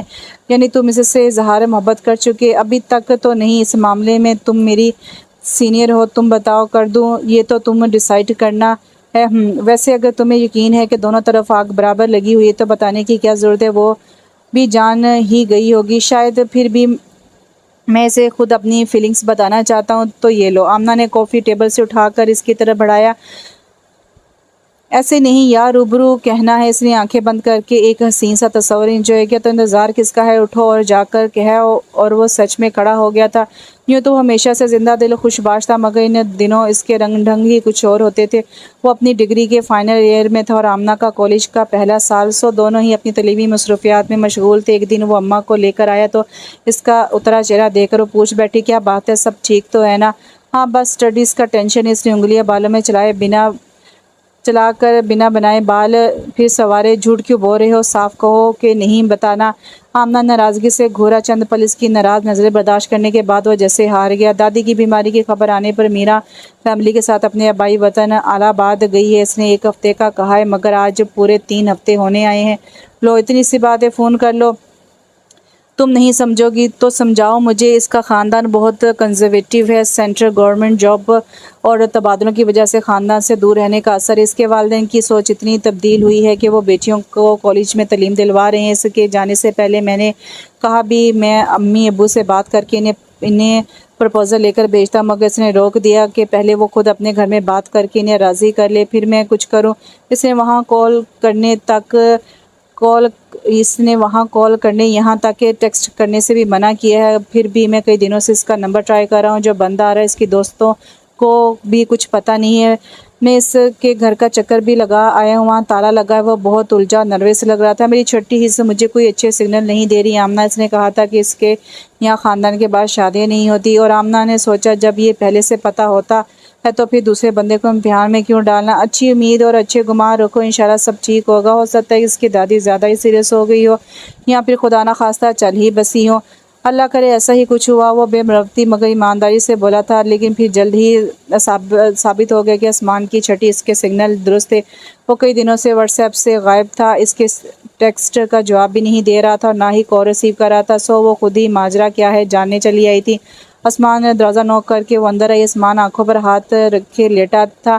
اسے دیکھ اٹھ بیٹھا۔ آمنہ نے اس قدر بے ترتیب آسمان پہلی بار دیکھا تھا۔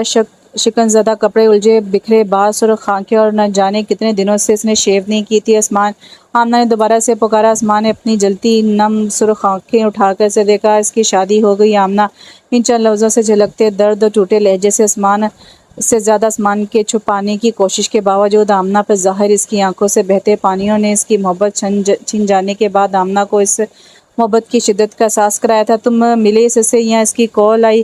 وہ بے تابی سے بیڈ کے کنارے پر آ کر بیٹھ گئی۔ کاش آمنہ وہ مل لیتی، کال ہی کر لیتی، یا بس ایک ٹیکسٹ۔ اس نے بالوں میں انگلیاں پھنسائی۔ اس کی طرف نے آمنہ کو بھی افسردہ کر دیا۔ وہ کچھ بول ہی نہیں پائی تھی۔ میں کسی کام سے ایڈمن آفس گیا تو وہاں میرا پہلے سے موجود تھی۔ خود کو سنبھالنے کے بعد وہ بولا، میں اس سے بات کرتا ہے۔ اس سے قبل اس نے میرے بڑھتے قدم روکنے کے لیے وہاں بیٹھے کلرک سے اس کے ساتھ کھڑے بندے کا تعارف کروایا۔ یہ میرے ہسبینڈ ہے۔ کلرک کے پوچھنے پر اس بندے نے جواب دیا کہ وہ فرسٹ کزنز ہیں اور ان کی دادی کی بیماری اور خواہش کی وجہ سے بہت کم وقت میں ان کی شادی ہوئی ہے، اور شادی کے بعد سے دادی بھی صحت یاب ہو گئی ہیں۔ وہ آمنہ کو دیکھ کر مسکرایا، اور مسکراہٹ ایسی تھی کہ تسلی کے سارے الفاظ اس کے اندر ہی دم توڑ گئے۔ میرا اس نے تم سے بات بھی نہیں کی۔ وہ اب بھی بے یقین تھی۔ جس تباہی میں آپ برابر کے حصے دار ہوں وہاں جواب دہی تو بنتی ہے۔ آسمان پیچھے بیڈ پر ڈھہ گیا۔ وہی تو آمنہ اس نے رک کر جیسے وہ منظر یاد کیا، پھر آنکھیں بند کی لی۔ اس نے نکلتے ہوئے پلٹ کر مجھے دیکھا تھا، اور وہ نظریں نہیں تھیں، میرے قدموں اور زبان پر باندھی گئی زنجیریں تھیں۔ اس نے اپنے سینے پر ہاتھ رکھا۔ مجھے نہیں لگتا وہ نگاہیں کبھی یہاں سے نکل پائیں گی۔ اسے قرار نہیں تھا۔ وہ پھر اٹھ بیٹھا۔ اس کو مجھ سے بات کرنا چاہیے تھا۔ وہ کچھ تو کہتی۔ اس نے بہت کوشش کی گھر والوں کو منانے کی۔ وہ خوش ہے، سمجھوتا کر چکی ہے، میں اس کو بھول جاؤں۔ وہ بھی مجھے بھول جائے گی یا بھول گئی ہے۔ جھوٹ سچ کچھ بھی، جو بھی ایسے موقع پر لوگ کہتے ہیں، مگر اس نے آخر میں کوئی دلاسا، تسلی یا فریب دھوکہ نہیں دیا، بلکہ ایک زخمی نظر مجھ پر ڈالی۔ بس اسی عنایت کے قابل سمجھا اس نے۔ وہ اٹھ کر ٹہلنے لگا۔ تم ایک بار مل لو اس سے۔ وہ چلی گئی واپس۔ اسی دن مائیگریشن کروا لیا اس نے۔ اس کی دوستوں تک کو اس کا نیا نمبر، الہ آباد کا ایڈریس پتہ نہیں تھا۔ سنبھالو خود کو آسمان، صبر کرو۔ مناسب اور موزوں الفاظ بھی کبھی کبھی کس قدر خالی اور نامناسب لگتے ہیں۔ مجھے یہ سب ناممکن لگتا ہے اب۔ آمنہ، صبر، سکون، خوشی، ایسا نہیں ہے تم ایک دوسرے کا نصیب نہیں ہو تو ایک دوسرے کے بنا ہی صبر اور سکون اور خوشی بھی حاصل کرو گے انشاءاللہ۔ پتہ نہیں آمنہ کیا کروں میں۔ وہ کرسی پر گر سا گیا تھا۔ گیٹ کے سامنے آٹو رکشہ رکا تو اس کے خیالوں کا تسلسل ٹوٹا۔ آٹو سے اترتے آسمان کو دیکھ کر وہ خوشگوار حیرت میں گر گئی۔ اس دوپہر کے وقت یہاں کیوں بیٹھی ہو تم اس وقت کیسے؟ آمنہ نے اس کا سوال نظر انداز کیا۔ رات میں ہی تم نے ٹیکسٹ کیا نا کہ آج نہیں آؤ گے۔ میں تو سرپرائز کے چکر میں چلا آیا، مگر یہاں تو اچھا سرپرائز ہے۔ اس نے مسکراتے ہوئے آسمان کا بازو تھاما۔ چلو باقیوں کو بھی سرپرائز کرتے ہیں۔ وہ اسے لے کر اندر کی طرف بڑھ گئی۔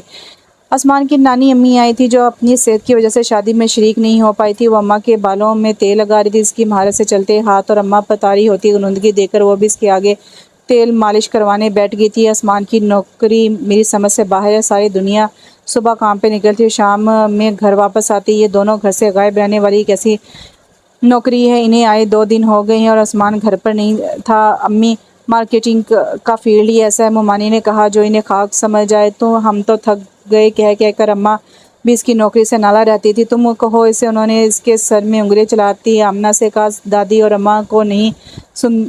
اماں کی نہیں سنتا، مگر تمہاری بات ضرور مانے گا۔ اب تو اسی سے امید ہے۔ ممانی کی بات پہ اس نے دل میں سوچا مگر مجھے تو اس سے کوئی مسئلہ نہیں ہے، اور نفیسہ جب تمہیں گھر کی ہی لڑکی بیاہ کر لانی تھی تو اتنے سال کیوں رکی رہی؟ صحیح وقت پر شادی کر دی ہوتی تو آج پوتے پوتیاں کھلا رہی ہوتی۔ کیوں زہرا ٹھیک کہہ رہی ہونا؟ انہوں نے اماں کی تائید چاہی۔ ان کی شکایتوں کی فہرست لمبی تھی۔ خیر، ہر بات کا وقت ہوتا ہے۔ آسمان کی شادی اسی وقت ہونی تھی۔ اماں نے تکیے پر سر رکھا۔ سر کی مالش کے بعد اب انہیں نیند آ رہی تھی۔ اسے کوئی صبح سے شام والی نوکری کرنے بولو، ورنہ کہتے رہی ہوں نفیسہ جیسے شادی میں سالوں لگا دیے، کہیں آسمان کے بچے کھلانے کے لیے بھی تمہیں سالوں نہ لگ جائیں۔ ان کی پیشن گوئی پہ وہ پانی ہوئی اور ممانی سر جھکا کر مسکرانے لگی۔ تبھی بھاگتی اور گرتی پڑتی ندا اندر آئی۔ سفیان بھائی کو لڑکی پسند آ گئی ہے۔ پھولتی سانسوں کے درمیان وہ بامشکل بولی تھی، ایک ایمرجنسی شادی کے چند ماہ بعد ہی پھر شادی کی تیاریاں ہونے لگی۔ اس بار وہ سب کوئی کسر نہیں چھوڑنا چاہتے تھے۔ شبان شادی سے ایک ہفتہ پہلے آنے والا تھا تاکہ بعد میں اس سے زیادہ وقت ملے۔ اسے ندا کو اس ساتھ لے کر جانا تھا۔ وہ دونوں تقریباً روز ہی بازاروں کے چکر لگا رہی تھی۔ آج اتنا ہی بس میں تھک گئی ہوں۔ وہ دونوں چاروں ہاتھوں میں شاپر تھامے باہر نکلی تو آمنہ نے آج کی شاپنگ کا اعلان کیا۔ ہاں، گھر چلتے ہیں اب، مگر پہلے تھوڑی پیٹ پوجا کر لیں۔ ندا نے سامنے ریسٹورنٹ کی طرف اشارہ کیا۔ ایک طرح سے اچھا تھا تم دونوں نے سب ایک دن میں ہی سمیٹ لیا تھا۔ پیزا اور کوک آرڈر کرنے کے بعد ندا نے کہا، یہاں اتنا وقت تو روز ہی ایک نئی چیز یاد آ جاتی ہے۔ اگر وقت ہوتا بھی تو میں تمہاری طرح روز بازار کی خاک نہیں چھانتی۔ تمہیں تھوڑی نہ میری طرح پردیس جانا تھا۔ پردیس جا رہی ہوں، جنگل میں نہیں، وہاں بھی سب ملتا ہے، وہاں میں اکیلی، پھر وقت کہاں ملے گا مجھے؟ اس کے بودے سے بہانے پر آمنہ نے کڑی نظروں سے اسے گھورا تھا۔ ہاں، یہاں اپنے ماں باپ کے پیسے لوٹانے سے اچھا ہوگا تم وہاں جا کر شیبان کی جیب کاٹو۔ ہاں، یہ تو میں نے سوچا ہی نہیں۔ بس اب سوچ لو، مگر یہ آخری راؤنڈ ہے بازار کا۔ مشکل ہے۔ کچھ دیر سوچنے کے بعد وہ مری آواز میں بولی تو آمنہ کو ہنسی آ گئی۔ تب ان کا آرڈر آ گیا۔ ویسے آمنہ سوچو تو بڑا عجیب لگتا ہے، سالوں تک کبھی کوئی ذکر نہیں ہوا تم دونوں کی شادی کا، پھر بات ہوئی نہیں کہ حالات ایسے ہو گئے کہ فوراً شادی بھی ہو گئی، اور اب تم دونوں کو دیکھ کر بالکل نہیں لگتا کہ کوئی میرا کبھی آسمان کی زندگی میں آئی تھی یا کسی خضر کا تمہاری زندگی سے گزر ہوا تھا۔ ندا کی بات نے اسے سوچ کا نیا سرا تھما دیا تھا۔ کیا واقعی ایسے جی رہی ہے گویا خضر کبھی اس کی زندگی میں آیا ہی نہ تھا؟ خضر نے اسے کہیں دیکھا تھا، اور بقول خضر وہ پہلی نظر میں اس پر مر مٹا تھا۔ وہ ایک ہی محلے میں رہتے تھے۔ خضر کی بہن آمنہ کے ساتھ ہی جونیئر کالج میں پڑھتی تھی۔ پھر کیا تھا، خضر نے بہن کے پک اینڈ ڈراپ کی ذمہ داری اپنے سر لے لی۔ کالج آنے جانے کی اس سہولت اور آمنہ سے ملاقات کی ان محدود ساتوں میں اس نے آمنہ کا دل جیتنے کی سر توڑ کوشش کی۔ اس کی کوششوں سے متاثر ہونے اور دل کے بے ایمان ہونے کے باوجود آمنہ نے اس کی پذیرائی نہیں کی تھی۔ پھر اچانک ایک دن خضر کی امی اس کے لیے خضر کا پرپوزل لے کر آ گئی تھی۔ ظاہر ہے 17 سال کی آمنہ کا رشتہ طے کرنا بھلا کس نے تیار ہونا تھا، مگر انہیں تو ہاں کروانی تھی۔ 4 گھر چھوڑ کے ان کا گھر تھا، سو وہ ہاں دوسرے روز آ جاتی۔ خضر کی پسند و چاہت کو انہوں نے راز نہیں رکھا تھا۔ پھر وہی پرانی مسئلہ صحیح ثابت ہوئی کہ پتھر پر مسلسل پانی گرتا رہے تو اس میں بھی شگاف پڑ ہی جاتا۔ پرانے محلے دار اور شریف لوگ تھے، بڑے اصرار و چاہت سے ان کی بیٹی کا ہاتھ مانگے تھے۔ دھیرے دھیرے سبھی راضی ہو گئے۔ یوں جونیئر کالج میں ہی اس کی منگنی ہو گئی۔ خضر نے اسے دیکھا، پسند کیا، چاہا اور پا لیا۔ بڑی مکمل کہانی تھی اس کی یہ لو سٹوری۔ کالج میں اور خاندان میں ہٹ ہو گئی۔ سہیلیوں کی رشک بھری نظریں، باتیں اور حسد بھری آہیں ان دونوں کو اترانے پر مجبور کر دیا کرتی تھیں۔ خضر لفظوں کا بانا تھا، اسے جادوگری کے سارے ہنر آتے تھے، دل ربی کے سب انداز ازبر تھے۔ کالج کی چند منٹوں کی ملاقاتیں، فون کالز اور ٹیکسٹ، وہ اس کے کانوں میں سور پھونکتا رہا۔ جلد ہی وہ اس کے فسوں میں گرفتار ہوگی۔ خضر کے دکھائے خواب آنکھوں میں سجائے اور اپنی خواہشوں کی جگنو مٹھی میں چھپائے وہ اس سے محبت کے رستے پر چل پڑی تھی۔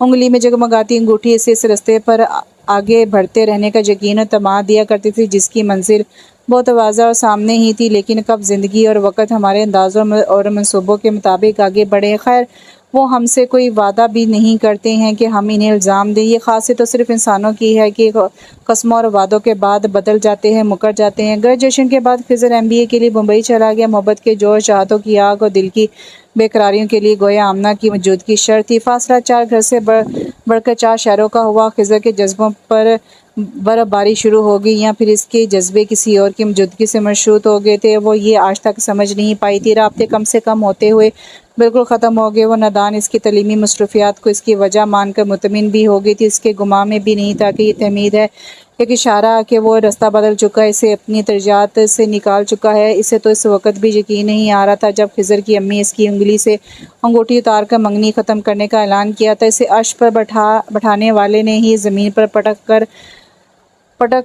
گئے تھے۔ خضر کی امی اکلوتے بیٹے کی ضد اور دھمکیوں کے آگے بے بس ہو کے اس کا رشتہ لے کر آئی تھی۔ اب کوئی مجبوری نہیں رہی تھی، اس کی زبان پر اب کوئی بند نہیں تھے، سو وہ محلے کے ہر گھر کو مطلع کر آئی تھی کہ کس طرح ان کا بیٹا پھنسا تھا اور اب اسے عقل سلیم آ گئی ہے۔ آمنہ کا صرف دل ہی نہیں ٹوٹا تھا، وہ اپنا اعتماد اور یقین کھو چکی تھی۔ کچی عمر کی بڑی پکی چاہت تھی اس کی جو اس انجام کو پہنچی تھی۔ خالی دل، خالی آنکھیں اور کسی بھی جذبے سے عاری وجود، اندر باہر سب کچھ ساکت تھا، منجمد تھا۔ ان حالات میں گھر والے خضر کی فیملی سے کیا الجھتے، سب آمنہ کے لیے فکر مند تھے۔ وہ اپنے کمرے سے نکلتی تھی، نہ کسی سے بات کرتی تھی، اپنی طرف سے ہر کوشش کرنے اور ناکام ہونے کے بعد کونسلنگ اور تھراپسٹ کی مدد لی گئی۔ اسی دوران شہر کے دوسرے سرے پر سلطنت کے بغل والے ہمسائے اپنا مکان فروخت کر کے دوسرے شہر منتقل ہو رہے تھے۔ سب کے مشورے سے ستوت اور اظہر نے اس محلے کا مکان فروخت کر کے وہ خرید لیا اور وہاں شفٹ ہو کے گھر اور خاندان والوں کا سپورٹ اور کونسلنگ اور تھراپی اور اس سے واپس زندگی کی طرف لے آئی۔ ایسے حالات میں عموماً غیروں سے زیادہ اپنے خاندان والوں کی باتیں اور تانے لڑکیوں کی زندگی ابتر بنا دیتے، مگر اس معاملے میں آمنہ خوش نصیب تھی کہ گھر والے ہی نہیں، خاندان کے سبھی لوگ زندگی کی طرف واپسی کے سفر میں اس کے ساتھ تھے۔ اپنا فائنل ایئر مکمل کرنے کے بعد آمنہ کی خاتون ندا نے بھی 1 سال کا ڈراپ لے لیا۔ آمنہ کے فائنل ایئر کے بعد دونوں نے ساتھ میں ایم اے کیا۔ بازو میں کھڑا آسمان اس کی اپنی طرف متوجہ ہونے کا انتظار کر رہا تھا، مگر وہ ابھی تک کسی گہرے خیالوں میں ڈوبی ہوئی تھی۔ میں یہاں ہوں، اس کے سامنے ہاتھ لہراتے ہوئے وہ گنگنایا تو وہ چونکی پھر خجل ہوگی۔ کیا ہوا امی، کب سے تمہیں آوازیں دے رہی ہیں، کہاں کھوئی تھی؟ اتنا بھی مت سوچا کرو مجھے۔ اچھا، میں نے سنا ہی نہیں، وہ چائے بنانے آئی تھی، چولہے پر پانی پک کر آدھا ہو گیا تھا۔ اس نے چولہا بند کیا اور ہاتھ میں پکڑا ڈبہ سلیب پر رکھا۔ ان کی بات سن لو، پھر چائے بناتی ہوں۔ وہ جانے لگی تو آسمان نے اس کا ہاتھ پکڑ کر روکا۔ تم سوچ کیا رہی تھی؟ آج ندا کی مہندی ہے نا، وہ ہی سوچ رہی تھی۔ ہاں، ہماری شادی میں یہ سب فنکشن ہی ہوئے تھے۔ آسمان نے جو نتیجہ اخذ کیا وہ دور دور تک اس کے ذہن میں نہیں تھا۔ میں ایسا کچھ نہیں سوچ رہی تھی۔ پھر کیسا سوچ رہی تھی؟ آج ساڑی پہنوں یا ڈریس؟ یہ سوچ رہی تھی۔ آمنہ نے ہاتھ اس کے گرد سے چھڑانے کی کوشش کرتے ہوئے اسے ٹالا۔ ساڑی پہنو، اچھی لگتی ہے۔ ساڑی اچھی لگتی ہے، میں نہیں۔ آمنہ نے ہاتھ چھڑایا۔ میں ڈریس پہن رہی ہوں۔ غصہ وہ جانے لگی تو عثمان نے سامنے آ کے اس کا راستہ روکا۔ ہاں، اس نے بازو سے نکلنا چاہا تو عثمان نے کمر میں ہاتھ ڈال کر اسے قریب کیا۔ ساڑی جب تم پہنتی ہو تو اچھی لگتی ہو، تم تو ہمیشہ ہی اچھی لگتی ہو۔ وہ مزید قریب ہوا۔ عثمان، آمنہ نے اس کے سینے پر ہاتھ رکھ کر اسے روکا۔ کوئی آ جائے گا آمنہ، اندر سے بڑی ممانی کی آواز آئی۔ چلو ساتھ چلتے ہیں۔ عثمان نے اس کی کمر سے ہاتھ اٹھا کر اس کے شانے پر ہاتھ رکھا۔ وہ اسے چھیڑنے کے موڈ میں تھا۔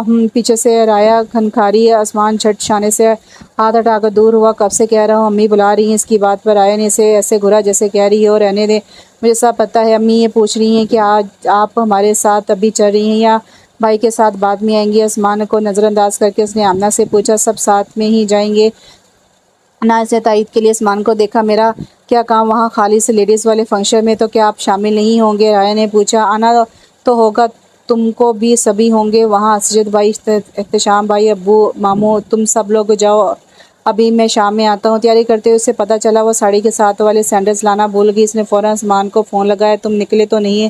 نہ بھی نہیں، بس ریڈی ہو رہا ہوں۔ شکر ہے، میں سینڈلز بھول گئی ہوں، تم پلیز لے آؤ۔ الماری کے لاسٹ خانے میں باکس رکھیں، اسی میں ہے سلور سینڈل۔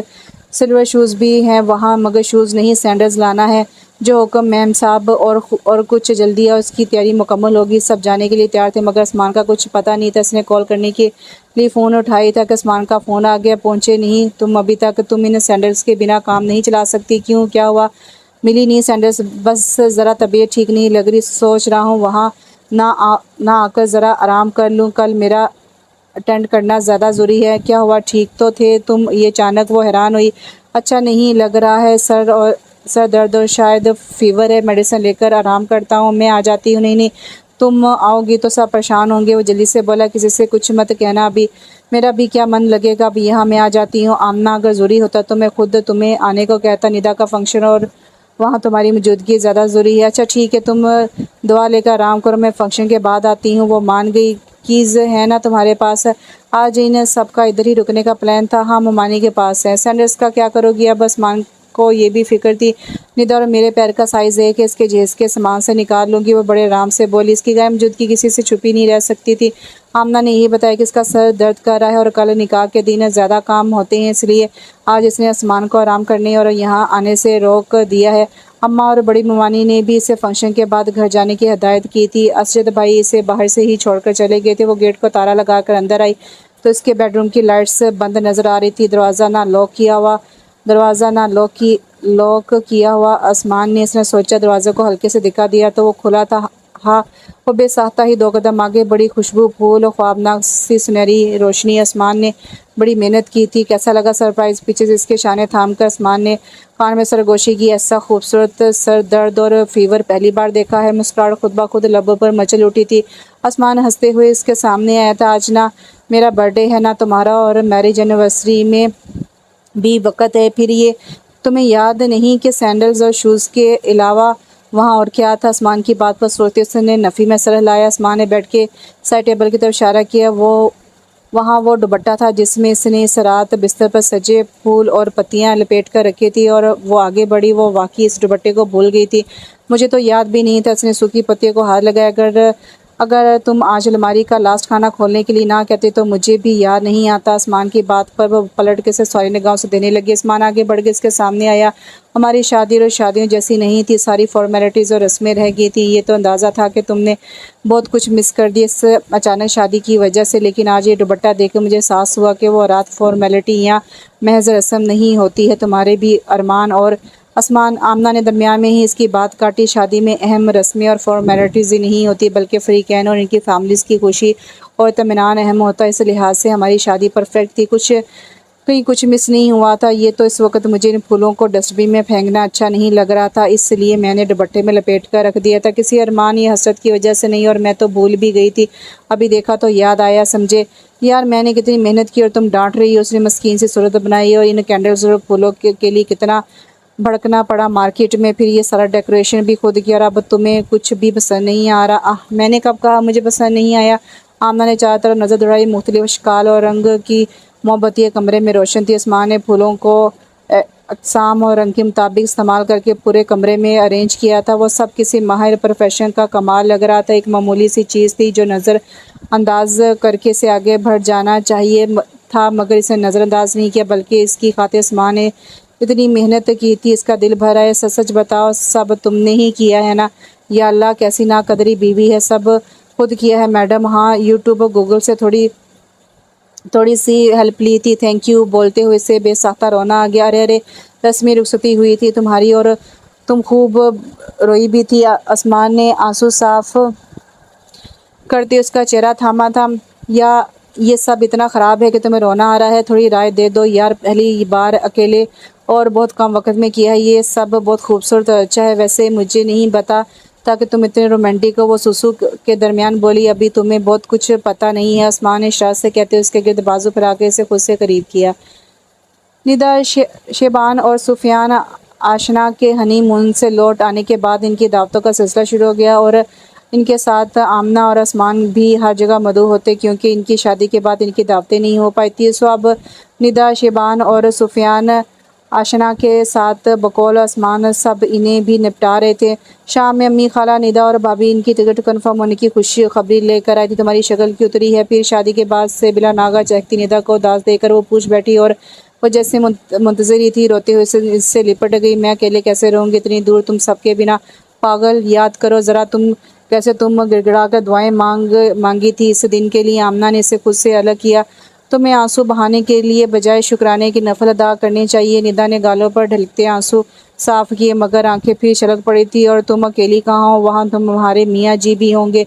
आमना ने भड़कर इसके आंसू साफ किए। रोना धोना बिल्कुल बंद करो, वरना ये आंसू अभी वबाई मर्ज की तरह सारे घर में फैल जाएंगे। मुझे सब बड़ा आसान लगता है, मगर अब जैसे जैसे जाने के दिन करीब आ रहे हैं कुछ भी आसान नहीं लग रहा। निदा ने अपनी मुश्किल बयान की। तुम वाकई बहुत लकी इस मामले में हो तो मैं हूँ। सब ख़वातीन को सिर्फ चाय चाहिए। राया पैगाम लेकर आई। स्नैक्स या रिफ़्रेशमेंट का तकल्लुफ़ ना करें। दूसरा जुमला लफ्ज़ ब लफ्ज़ दोहराते हुए उसकी नज़र निदा पर पड़ी। आपको क्या हुआ? सारी उम्र शेबान के साथ रहना है, इस हकीकत का दराक अब हुआ है। बीबी को आमना ने छेड़ कर اس کا موڈ ٹھیک کرنا چاہا ہے۔ آپ تو ہمیشہ جھوٹ مت بولو آمنہ، ندا نے رایا کی بات کاٹی۔ اتنی دیر سے یہ سسرال کے بنا شوہر کے ساتھ پردیس میں رہنے کے نقصانات گنوا کر میرا برین واش کر رہی تھی تاکہ میں شبان کے ساتھ جانے سے انکار کر دوں۔ اللہ، کیوں ایسا کر رہی ہیں آمنہ آپی؟ آپ بڑی مشکل سے تو بیچاری ندا آپی کو جانے کا چانس ملا ہے۔ رایا نے ایسے دردناک لہجے میں کہا کہ آمنہ اپنی ہنسی نہیں روک پائی اور ندا بلا اٹھی۔ تم یہ چائے لے جاؤ۔ ندا نے ٹرے اٹھا کر تھماتے ہوئے بڑے تحمل سے کہا۔ وہ دونوں کو مشکوک نظروں سے دیکھتے ہوئے چلی گئی۔ منگنی سے شادی کا درمیانی وقفہ میں اس قدر قابل رحم تھی، آج پتہ چلا مجھے۔ اسے چائے کا کپ پکڑاتے ہوئے آمنہ کو پھر ہنسی آ گئی۔ اس معاملے میں سچ میں مجھے تم سے جلن ہو رہی ہے، ندا نے ایمانداری سے کہا۔ ویسے آسمان تو اس وقت تک آ جاتا ہے نا؟ آج آیا نہیں ابھی تک؟ وہ آفس میں نہیں ہے، شہر سے باہر ہے۔ آمنہ اپنا چائے کا کپ لے کر پڑھ لی تو ندا بڑے پرسوچ انداز میں چائے کے گھونٹ بھر رہی تھی۔ سچ ہے سب کو سب کچھ نہیں ملتا، اچانک یہ فلسفہ کیوں؟ آمنہ نے پوچھا۔ اب دیکھو نا، تمہارا میکا اور سسرال سب یہی ہے، شادی کے بعد کوئی بڑی تبدیلی نہیں آئی، لیکن آسمان کا جاب وہ دنوں گھر سے غائب رہتا ہے، اور میں چند دنوں کی بھیاتا اپنے تجربے سے سمجھ سکتی ہوں کہ یہ تمہارے لیے کتنا مشکل ہے۔ یہ تم ہو، اگر تمہاری جگہ میں ہوتی تو روز اس پہ لڑائی تو پکا ہونے تھی۔ کمپلیمنٹ کے لیے شکریہ۔ اس نے سر کو خم کیا۔ چلو باہر، سب کے پاس آسمان کا شہر سے باہر جانا کیا اتنی بڑی بات ہے؟ کسی سے نکلتے وہ سوچ رہی تھی۔ بار بار سب کی یہ یاد دہانی کرانے کا اثر تھا، یا پھر اس نے اندر کی روایتی بیوی جاگ گئی تھی؟ اس دن اس کا پیمانہ چلک پڑا۔ امتحانوں کے بعد سے بڑی ماما نے رات کے کھانے کی ذمہ داری رایا کے سپرد کر رکھی تھی۔ اس کی مدد کے نام پر وہ رات کاٹنے میں مصروف تھی۔ جب آسمان کچن میں آیا، آمنہ میرا بیگ تیار کر دینا، کل صبح جانا ہے۔ اس کا مہارت سے چلتا ہاتھ رک گیا تھا۔ آسمان کو دیکھے بغیر ہی اس نے میں جواب دیا۔ دوبارہ کھیرے کے ٹکڑے کرنے لگی۔ میں کچھ ہیلپ کروں؟ آسمان نے اس کا چہرہ دیکھتے ہوئے دریافت کیا۔ نہیں بھائی، میں بس دسترخوان لگا رہی ہوں، آپ سب کو بلا لیں آمنہ کی جگہ، رایا نے جواب دیا۔ کچن کا ڈائننگ ٹیبل بس ناشتے اور دوپہر کے کھانے کے لیے ہی استعمال ہوتا تھا۔ رات کے وقت گھر کے سب افراد موجود ہوتے تھے، اس لیے ٹیبل چھوٹا پڑتا تھا۔ وہ آمنہ کے اس کی طرف متوجہ ہونے اور بات کرنے کی آس میں وہاں رکا رہا، مگر وہ ہونٹ بیجے چھری چلاتی رہی۔ کھانے کے دوران بھی وہ بس سب کی وجہ سے بیٹھی تھی، نہ ٹھیک سے کھانا کھایا، نہ ہی روز کی طرح باتیں کی۔ کھانے کے بعد وہ آسمان کی کل کی تیاری کا کہہ کر کمرے میں چلی گئی۔ آسمان اندر آئے تو وہ بیگ بند کر کے رکھ رہی تھی۔ یہاں بیڈ کی پشت سے ٹیک لگا کر بیٹھتے ہوئے اس نے آمنہ کو آواز دی۔ وہ فرما برداری سے بیٹھ کے کنارے پر آ کر ٹک گئی۔ طبیعت ٹھیک نہیں ہے؟ نہیں تو پھوپھو کی اور گھر کی یاد آ رہی ہے؟ ابھی پرسوں ہی تو تمہارے ساتھ گئی تھی وہاں، یہاں گھر میں کوئی بات ہوئی ہے؟ یہاں کیا بات ہوگی بھلا؟ پھر اب تم ہی بتا دو، ہوا کیا ہے؟ کیا ہوگا؟ کچھ نہیں ہوا۔ وہ اٹھ کر جانے لگی تو آسمان نے اس کا ہاتھ پکڑ کر واپس بٹھایا۔ مجھے یقین نہیں آ رہا، تم مجھ سے جھوٹ بول رہی ہو۔ آمنہ چند ثانیے سے گھڑتی رہی۔ مجھے غصہ آ رہا ہے۔ غصہ؟ وہ کیوں؟ آسمان حیران ہوا۔ مجھے بھی نہیں پتا، بس جب تم نے کل جانے کی بات کی مجھے یکدم غصہ آنے لگا۔ اس نے دیانتداری سے اعتراف کیا۔ پہلی بار تو نہیں ہے، تمہیں تو اب تک اس کا عادی ہو جانا چاہیے تھا، یہ میری جاب کا حصہ ہے۔ ہاں وہی تو، تم پرسوں ہی آئے اور اتنی جلدی پھر جا رہے ہو، شاید اس لیے اس نے آسمان سے زیادہ خود کو باور کرایا۔ سنا ہے بیویاں غصے میں چیختی چلاتی ہیں، لڑتی جھگڑتی ہیں، مگر تمہارا غصہ تو بڑا اچھا ہے، بالکل چپ، مکمل خاموشی۔ ہاں نا، مجھے تو تم سے نہ لڑنا آتا ہے نہ ہی غصہ ہونا آتا ہے۔ وہ بھی سر ہلاتے ہوئے سو سے بولی۔ آؤ میں سکھاتا ہوں تمہیں۔ آسمان نے زمانی لہجے انداز میں سے دعوت دی۔ کیا؟ آمنہ نے غائبی دماغی سے پوچھا۔ لڑائی؟ پیار بھری لڑائی؟ وہ اس کی سمت جھکا۔ سو جاؤ چپ چاپ، صبح جلدی اٹھ کر سفر پر نکلنا ہے تمہیں۔ آمنہ سے پیچھے دھکیل کر کھڑی ہوئی۔ ہفتے بھر کے لیے جا رہا ہوں یار، ذرا ارادہ نہیں دو گی؟ آسمان نے اسے کھینچ کر دوبارہ بٹھایا۔ تم بھول رہے ہو کہ میں غصے میں ہوں، آمنہ نے یاد دلایا۔ تو آؤ پھر تمہیں مناؤ۔ اس کی نئی پیشکش پر وہ بے ساختہ کھلکھلا کر ہنس دی۔ اس کا یہ غصہ آنے والے دنوں میں آنے والی تبدیلیوں کی شروعات تھا۔ آسمان نے باری باری سب سے باہر کھانے کے لیے چلنے کو کہا، مگر سب نے انکار کر دیا۔ سو وہ دونوں ہی آئے تھے۔ نومبر کی رات تھی، مال میں خنکی اچھی خاصی تھی، اس لیے عمر مومانی کے اصرار پر وہ بائیک چھوڑ کر کار لے کر آئے تھے۔ آسمان نے اسے شہر کی آخری دودھ میں بنے ڈھابے پر لایا تھا۔ اتنا کھا لیا ہے میں نے کہ اب گھر پیدل جانا چاہیے۔ آمنہ نے ٹشو سے ہاتھ صاف کرتے ہوئے کہا۔ مطلب آئس کریم کینسل؟ آسمان نے کھڑے ہوتے ہوئے کہا۔ میں نے یہ تو نہیں کہا سردی ہو یا بیماری وہ آئس کریم نہیں چھوڑ سکتی تھی۔ آسمان ہنستے ہوئے آئس کریم لینے چلا گیا۔ اس نے اپنی گدل بیٹی چادر درست کرتے ہوئے یوں ہی اطراف میں نظر دوڑائی۔ بے شک وہ خضر تھا، اس کے ساتھ پوری فیملی تھی جسے وہ اچھی طرح پہچانتی تھی، اور جو نیا چہرہ تھا وہ یقیناً اس کی بیوی تھی۔ وہ حیران تھی، بہت حیران۔ اتنے سالوں میں جب بھی اس نے سوچا کہ کبھی خضر اس کے سامنے آیا تو کیا ہوگا، اسے ہر بار جواب دو ہی ممکنہ رد عمل کی صورت میں ملتا تھا، مارے درد کے اس کا دل بند ہو جائے گا، یا نفرت و غصے میں وہ اس سے ہی مار ڈالے گی۔ لیکن اب جب وہ در حقیقت اس کے سامنے تھا، اس کا دل اب بھی دھڑک رہا تھا اور وہ پرسکون اپنی جگہ بیٹھی تھی۔ یہ کاؤنسلنگ اور تھراپی کا کمال تھا۔ وقت کا مرہم اس کے لیے اتنا کارگر ثابت ہوا تھا، یہ تو اس کے گمان میں بھی نہیں تھا۔ اس کا سامنا بنا کسی واردات کے گزر جائے گا۔ ہم وقت سے پہلے کتنی ہی باتوں کو صرف سوچ سوچ کر مشکل بنا لیتے ہیں، وارد ہونے سے پہلے ہی جنہیں ہم بہت اہمیت دیتے ہیں وہ واقعات اکثر معمولی ثابت ہوتے ہیں۔ یہ نہیں تھا کہ وہ خضر اور اس کا دیا فریب اور درد بھول گئی تھی، اسے سب یاد تھا، بس اب خضر اس قابل نہیں رہا تھا کہ اس کی موجودگی آمنہ کے جذبات پر اثر انداز ہوتی۔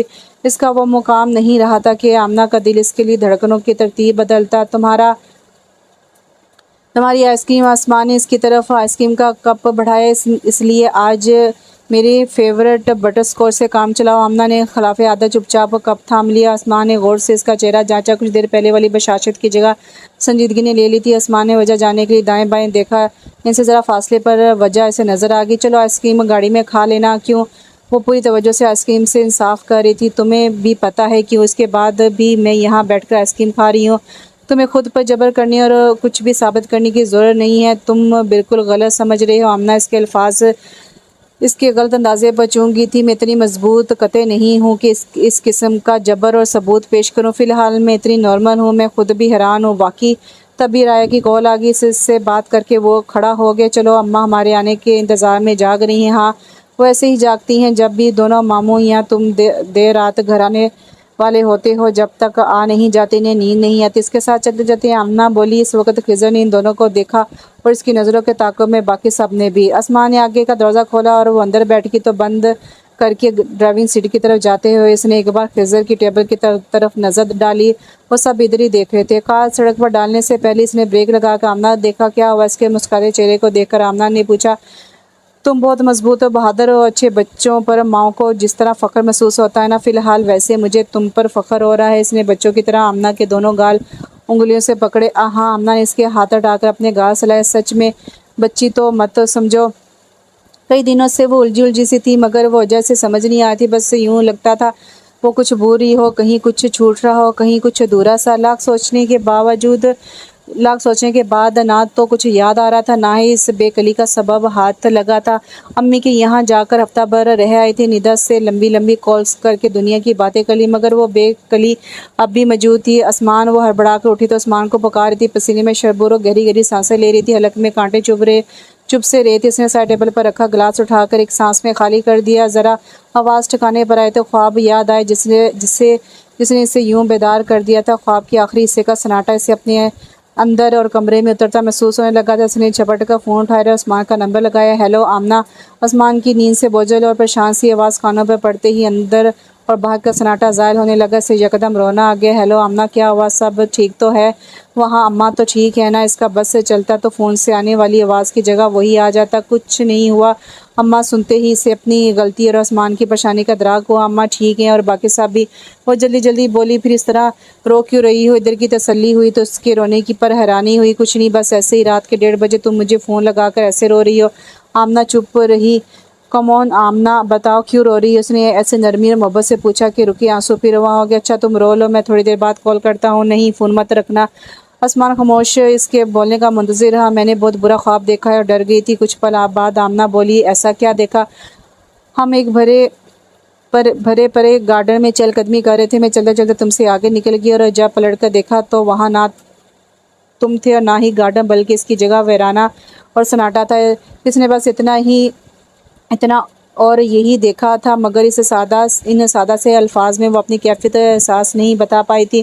اس خواب میں آسمان کو کھونے کا احساس اتنا قوی اور زور آور تھا کہ وہ ابھی تک خوفزدہ تھی۔ اتنی سی بات کے لیے اتنا رونا، وہ ہنس رہا تھا۔ اتنی سی بات، آسمان کی بات پر وہ چیخ پڑی۔ ایک تو تم ہر دوسرے دن اتنی دور چلے جاتے ہو اور اب یہ اتنی سی بات۔ تم کوئی ہارر مووی دیکھ کر سوئی تھی؟ نہیں، اور میں اتنی ڈرپوک نہیں ہوں کہ ہارر مووی کے بعد سو نہ سکوں۔ ناراضگی سے بولی۔ پھر بھی تم رایا کو بلا لو، وہ ساتھ رہے گی تو ڈر نہیں لگے گا۔ آسمان نے مشورہ دیا۔ یہ شاید پہلی بار ہی ہو رہا تھا کہ آمنہ اپنی کیفیت اور بات آسمان تک پہنچا نہیں پا رہی تھی اور نہ ہی وہ سمجھ رہا تھا۔ کچھ دیر بات کرنے کے اور رایا کو بلانے کی تاکید کرنے کے بعد اس نے فون بند کر دیا۔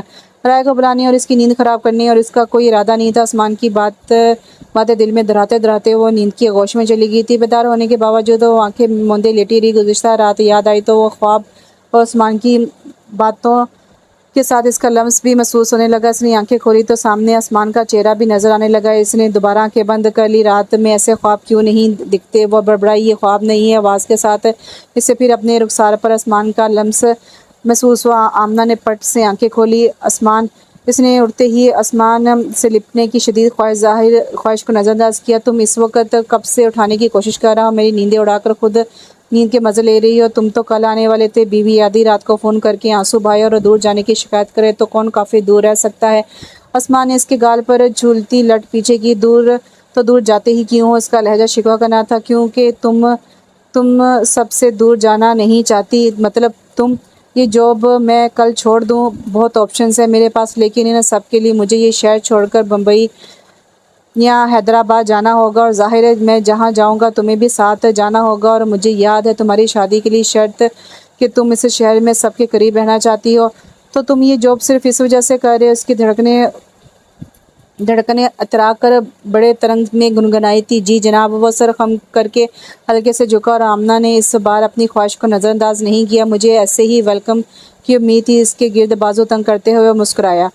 وہ اور آسمان بڑی ممانعت رما کے ساتھ امی کی طرف آئے تھے۔ باتوں کے درمیان ندا کا فون آ گیا۔ یوں تو اس کا اور ندا کا واٹس ایپ پر کیا پکایا، کیا جلائے، کیا کھایا والا رابطہ تھا، مگر اس وقت اس نے خاص طور سے خوشخبری سنانے کے لیے فون کیا تھا۔ ندا سے بات کر کے اس نے فون رکھا ہی تھا کہ خالہ بھی وہی نوید سنانے آ گئی تھی۔ شرم کرو، 4 مہینے میں ہی ندا نے وہ کام کر دکھایا جو تم سال میں بھی نہیں کر سکی۔ بھابھی نے بھی اسے غیرت دلانا چاہیے۔ ابھی سال بھر کہاں ہوا ہے؟ وہ من منائی۔ ارے آسمان گھر میں ٹکے تو نہ۔ بڑی ممانی نے خود کلامی کی تھی، مگر وہاں موجود سب کے کانوں تک ان کی بڑبڑاہٹ پہنچ چکی تھی۔ کیا بات ہے؟ کچھ خاص؟ آسمان باہر سے کال سن کر آیا تھا تو سب کے کھلے چہرے دیکھ کر پوچھ بیٹھا۔ ندا کہ ہاں خوشخبری ہے بیٹا، اماں نے خوشی خوشی سے اطلاع دی جو اسے بالکل سمجھ نہیں آئی تھی۔ تم جلد ہی ماموں کہلاؤ گے۔ اس کا چہرہ پڑھ کر خالہ نے خوشخبری کی سہل وضاحت کی۔ اچھا گڈ، مبارک ہو آپ سب کو۔ کوئی ضروری فون تھا؟ آمنہ کو کھٹکا لگا تھا۔ اس بھری محفل میں ہی وہ سب ان دونوں سے خوشخبری کے مطالبے نہ شروع کر دیں، اس لیے اس نے غیر ضروری سا سوال داغ دیا۔ ہاں، اگلی کانفرنس مہا بیلشور میں ہے، سوچ رہا ہوں تمہیں بھی ساتھ لے چلوں۔ اس میں سوچنے والی کیا بات ہے، لے جاؤ، بڑی ممانی بولی۔ تم کانفرنس میں بیزی رہو گے تو میں کیا کروں گی وہاں؟ اس کا اعتراض حاضرین کو بڑا گرا گزرا۔ کانفرنس 2 ہی دن کی ہے، اس کے بعد میں چھٹی لے لوں گا کچھ دن کی۔ وہ پہلے ہی پلان بنا چکا تھا، یوں اس کے ساتھ چلی آئی تھی۔ فروری کا مہینہ تھا، سو وہاں سردیاں اپنے شباب پر تھی۔ کانفرنس کے بعد آسمان نے مزید 4 دن کی چھٹیاں لے لی تھی۔ سارا وقت ایک دوسرے کے لیے تھا، تو اب ان کے پاس اتنی باتیں تھی کہ دن بھر ساتھ گھومنے کے بعد بھی اکثر باتیں کرتے کرتے صبح ہو جاتی تھی۔ خوبصورت موسم، کھلی فضائیں، قدرتی مناظر اور آسمان کی مکمل توجہ قربت نے اس سے بہت سے ایسے فیصلے کروا لیے تھے جو ماضی قریب میں اس کے نزدیک ناممکن تھے۔ اس کے بعد وہ ایک احساس کئی دنوں سے اس کے ساتھ تھا، وہ بھی زائل ہو گیا تھا۔ اعتراف اور اظہار سے پہلے خود سے اقرار ضروری تھا، اور یہ قبولیت کا پہلا قدم تھا۔ اگلے دن صبح ان کی واپسی تھی، وہ پیکنگ کر رہی تھی۔ میں پھر کہہ رہی ہوں، ہم کسی کے لیے کچھ نہیں لیا ہے، اور یہ تم 11ویں بار کہہ رہی ہو۔ تم گر رہے ہو، کتنی بھی بار ہو، غلط تو نہیں کہہ رہی ہوں۔ یہ تم عورتوں کی منطق مجھے سمجھ میں نہیں آتی۔ یہاں جو ملتا ہے وہ لیا تو ہے، یہ جیلی، جام، کرش، اسٹرابری بھی کوئی تحفے ہیں بھلا؟ تم بتاؤ، تمہاری پسند والے تحفے لینے اگلی ٹرپ کہاں پلان کرے؟ آسمان تکیے پر کونی موڑے ہتھیلی پر گال ٹکائے لیٹا تھا۔ اگلی ٹرپ چھوڑو، وہ بیگ ویسا ہی چھوڑ کر بیٹھتا کہیں کیوں؟ تم نے انجوائے نہیں کیا یہاں؟ وہ قدرے حیران ہوا۔ بہت انجوائے کیا۔ پھر تم یہ جاب چھوڑ کر کوئی 9 to 5 والی جاب دیکھو۔ اس کی بات سن کر آسمان اچھل کر بیٹھا تھا۔ تمہیں سب سے دور جانا پڑے گا، میں تمہارے ساتھ سب سے دور رہ لوں گی، سوچ لو اچھی طرح، یہ نہ ہو کچھ دن بعد واپس گھر جانے کی ضد کرو۔ نہیں کروں گی، میں سوچنے سمجھنے کے بعد ہی تم سے بات کر رہی ہوں۔ ایک بار یہ شہر چھوڑ کر باہر نکلی تو پھر دوبارہ واپس آنا اتنا آسان نہیں ہوگا۔ کیا تم یہ شہر چھوڑنا نہیں چاہتے؟ اس کا گریز محسوس کر کے وہ پوچھ بیٹھی۔ تمہیں بار بار یوں دنوں باہر رہنا کھلتا نہیں ہے؟ اس کے لہجے میں شکوہ تھا۔ بیوقوف! آسمان نے اس کے گلے میں لٹکتے دوپٹے کے سرے کھینچ کے اسے بیڈ پر بٹھایا۔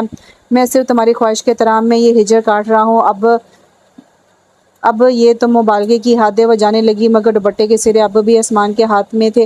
اسے واپس بیٹھ جانا پڑا۔ تم سب کے پاس رہو، اس لیے میں اپنی بیوی سے یہ جدائیاں برداشت کر رہا تھا، مگر اب نہیں۔ اس نے دوپٹے کے ساتھ اسے بھی اپنی طرف کھینچا تھا۔ پھر تقریباً مہینہ بھر کی بھاگ دوڑ کے بعد وہ عثمان کے ساتھ بمبئی منتقل ہو گئی۔ اماں اور بڑی ممانی ان کے ساتھ آئی تھی۔ ممانی کو ویکینڈ پر ماموں لینے آ گئے تھے۔ اماں بمشکل ایک ہفتہ رکی، پھر انہیں بھی ادران اور اپنے گھر کی یاد آنے لگی تو اسجد بھائی انہیں آ کر لے گئے۔ اس ویکینڈ پر چھوٹے ماموں اور آیا اور امی کو لے کر آنے والے تھے۔ کچن سے فارغ ہو کر وہ بیڈ روم میں آئی تو وہ لیپ ٹاپ پر بزی تھا۔ وہ بالکونی میں آگے اس نے اکثر لوگوں سے سنا تھا کہ بمبئی کے گھروں سے چاند اور آسمان نصیب والوں کو ہی نظر آتا ہے۔ نصیب والے تو خیر میں ہوں۔ اس نے سر اٹھا کر سامنے پھیلے آسمان پر ٹمٹماتے تاروں اور چاند کو دیکھ کر دل میں اعتراف کیا، اور اس وقت ایک نئے اجنبی شہر میں آسمان کے ساتھ 9ویں منزل کے اس فلیٹ میں تھی۔ اپنی مرضی سے خواہش اور مطمئن خضر کے بعد وہ کبھی بھی مستقبل کے متعلق اعتماد اور یقین سے کچھ سوچ ہی نہیں پائی تھی، لیکن چند باتوں کا اسے 100% یقین تھا کہ وہ اپنے شہر اور اپنے لوگوں سے دور ہرگز نہیں جائے گی، اور یہ کہ اب اس کا درد دل کبھی کسی کے لیے واہ نہیں ہوگا۔ لیکن زندگی شاید اسی لیے خوبصورت ہے کہ یہ ہماری سوچ اور اندازوں کے مطابق آگے نہیں بڑھتی ہے۔ سڑک کے اس پار بلڈنگ کے احاطے میں کوئی فنکشن ہو رہا تھا، وہاں چل رہے گانوں کی آوازیں اس تک پہنچ رہی تھیں۔ وہاں پہ تم پاس آئے، یوں مسکرائی کی آواز آئی تو اس کے ذہن میں جھماکا سا ہوا، تبھی تو بچکانی حرکت، پھر بھی اس نے آنکھیں بند کر لی۔ آمنہ آسمان کا کام ختم کر کے اسے پکارتا وہیں آ گیا تھا۔ آمنہ نے آنکھیں کھولی، سامنے آسمان کھڑا تھا۔ تمہیں یاد ہے ہم نے ایک شرط لگائی تھی؟ شرط؟ کون سی شرط؟ مجھے تو یاد نہیں، وہ ذہن پر زور دے کر سوچتے ہوئے بولا۔ کچھ ہوتا ہے دیکھتے ہوئے آمنہ نے یاد دلایا۔ ہاں، وہ تمہیں کیسے یاد آیا آج؟ آمنہ نے بلڈنگ کی طرف اشارہ کیا جہاں سے آوازیں آ رہی تھی۔ آسمان نے سر ہلایا۔ آمنہ اس کے کچھ بولنے اور پوچھنے کی منتظر تھی، مگر سامنے والی بلڈنگ کے احاطے کی طرف متوجہ تھا۔ آسمان آمنہ کی آواز پر اسے دیکھنے لگا۔ تم وہ شرط جیت گئے ہو۔ آسمان نے آنکھیں بھینچ کر جیسے لفظ و لفظ وہ شرط یاد کرنے کی کوشش کی، پھر بڑے انداز سے بولا، ذرا وضاحت تو کرو اس جملے کی۔ اب اتراؤ مت زیادہ، میں بار بار نہیں کہوں گی۔ بار بار کہاں، پہلے ایک بار تو کہو۔ لڑکی اپنے منہ سے اظہار کرتی اچھی نہیں لگتی۔ آمنہ نے اپنی منطق دلیل کے طور پر پیش کی۔ لڑکیوں کا مجھے نہیں پتہ، مگر یقین کرو میری بیوی مجھ سے اظہار کرے تو وہ مجھے دنیا کی حسین ترین ہستی لگے گی۔ آسمان کی چالاکی پر وہ کتنی دیر سے گھورتی رہی۔ وہ ہمتن گوشت بنا کھڑا تھا۔ مجھے اپنے مجازی خدا سے محبت ہو گئی ہے، وہ بھی پکی تھی۔ ایسے نہیں، میرا نام سنوں گا تب ہی عقل اور آنکھ کام کرے گی نا۔ وہ قریب آیا۔ آئی لو یو مسٹر ہسبینڈ، وہ مسکرائی۔ یہ بھی چلے گا؟ آسمان نے ہنستے ہوئے اسے گلے لگا لیا۔ آسمان نے آمنہ کے سر کے نیچے سے اپنا بازو نکالا اور اس کا سر تکیے پر رکھا۔ کتنی ہی دیر وہ گہری نیند میں ڈوبی آمنہ کو دیکھتا رہا، پھر دروازہ کھول کر بالکونی میں آ گیا۔ محبت خوش فہم ہوتی ہے یا ہمیں غلط فہمی میں مبتلا کر دیتی ہے۔ جب تک ان کے بیچ خون اور خلوص کا رشتہ تھا، آمنہ اس کے انداز سے، اس کے چہرے اور آنکھوں سے اس کے دل کا حال جان جایا کرتی تھی، اور دل کا رشتہ جڑتے ہی کیا یہ ہنر اس سے چھین گیا تھا، یا پھر آمنہ کا ہنر نہیں کھویا تھا بلکہ اسے خود کو چھپانے کا ہنر آ گیا تھا؟ آمنہ سب اس لیے جان جاتی تھی کہ وہ اس کے سامنے کھلی کتاب تھا۔ عجیب کشمکش تھی آمنہ کے بدلتے احساس کا علم آمنہ سے پہلے اس کو ہو گیا تھا۔ وہ اسے دکھ نہیں دینا چاہتا تھا اور اس کا گلٹ روز بروز بڑھ رہا تھا، مگر وہ اسے بتا بھی نہیں سکتا تھا۔ جیسے جیسے آمنہ کا بنجر دل شاداب ہو رہا تھا، وہ اندر بری طرح پڑپڑا رہا تھا۔ اسے دوگلی اور دوہری زندگی سے بچنے کی خاطر وہ شادی ٹالتا رہا تھا۔ وہ کسی اجنبی انجان لڑکی کو اس دکھ سے بچانا چاہتا تھا، اور اب اپنی عزیز دوست اور گھر بھر کی لاڈلی آمنہ کا مجرم بن بیٹھا تھا۔ سوچ اور اندازے صرف آمنہ کے ہی نہیں، آسمان کے بھی غلط ثابت ہوئے تھے، مگر وہ آمنہ کی طرح اس کا اعلان نہیں کر سکتا تھا۔ وہ آج بھی میرا کی اس آخری نظر کا قیدی تھا۔ وہ نظر دل کی زندان سے ایسی لپٹی تھی کہ وہ سلاخیں اس کی کوششوں کے باوجود نہ ٹوٹ رہی تھی۔ وہ جب بھی کسی نئے شہر میں جاتا، ایک نئی امید بن جاتی کہ شاید وہاں اسے میرا مل جائے اور وہ خود کو ان سلاخوں سے آزاد کرا سکے۔ اس سے کہے کہ وہ اپنی زخمی نظر اس کے دل سے ہٹائے تاکہ دوسری محبت بھری زندگی اس کی دل کو دھڑکا سکے، وہ کھل کر سانس لے سکے، محبت کا جواب محبت سے دے سکے۔ آمنہ کو ٹوٹ کر بکھرتی اور پھر خود کو سمیٹتے ہوئے اس نے بہت قریب سے دیکھا تھا، اور وہ کسی قیمت پر اس سے پھر کوئی ٹھیس نہیں پہنچانا چاہتا تھا۔ وہ دو محاذوں پر جنگ میں لگا تھا، اسے آمنہ کے لیے خود کو بچانا تھا، اور آمنہ کو خود سے۔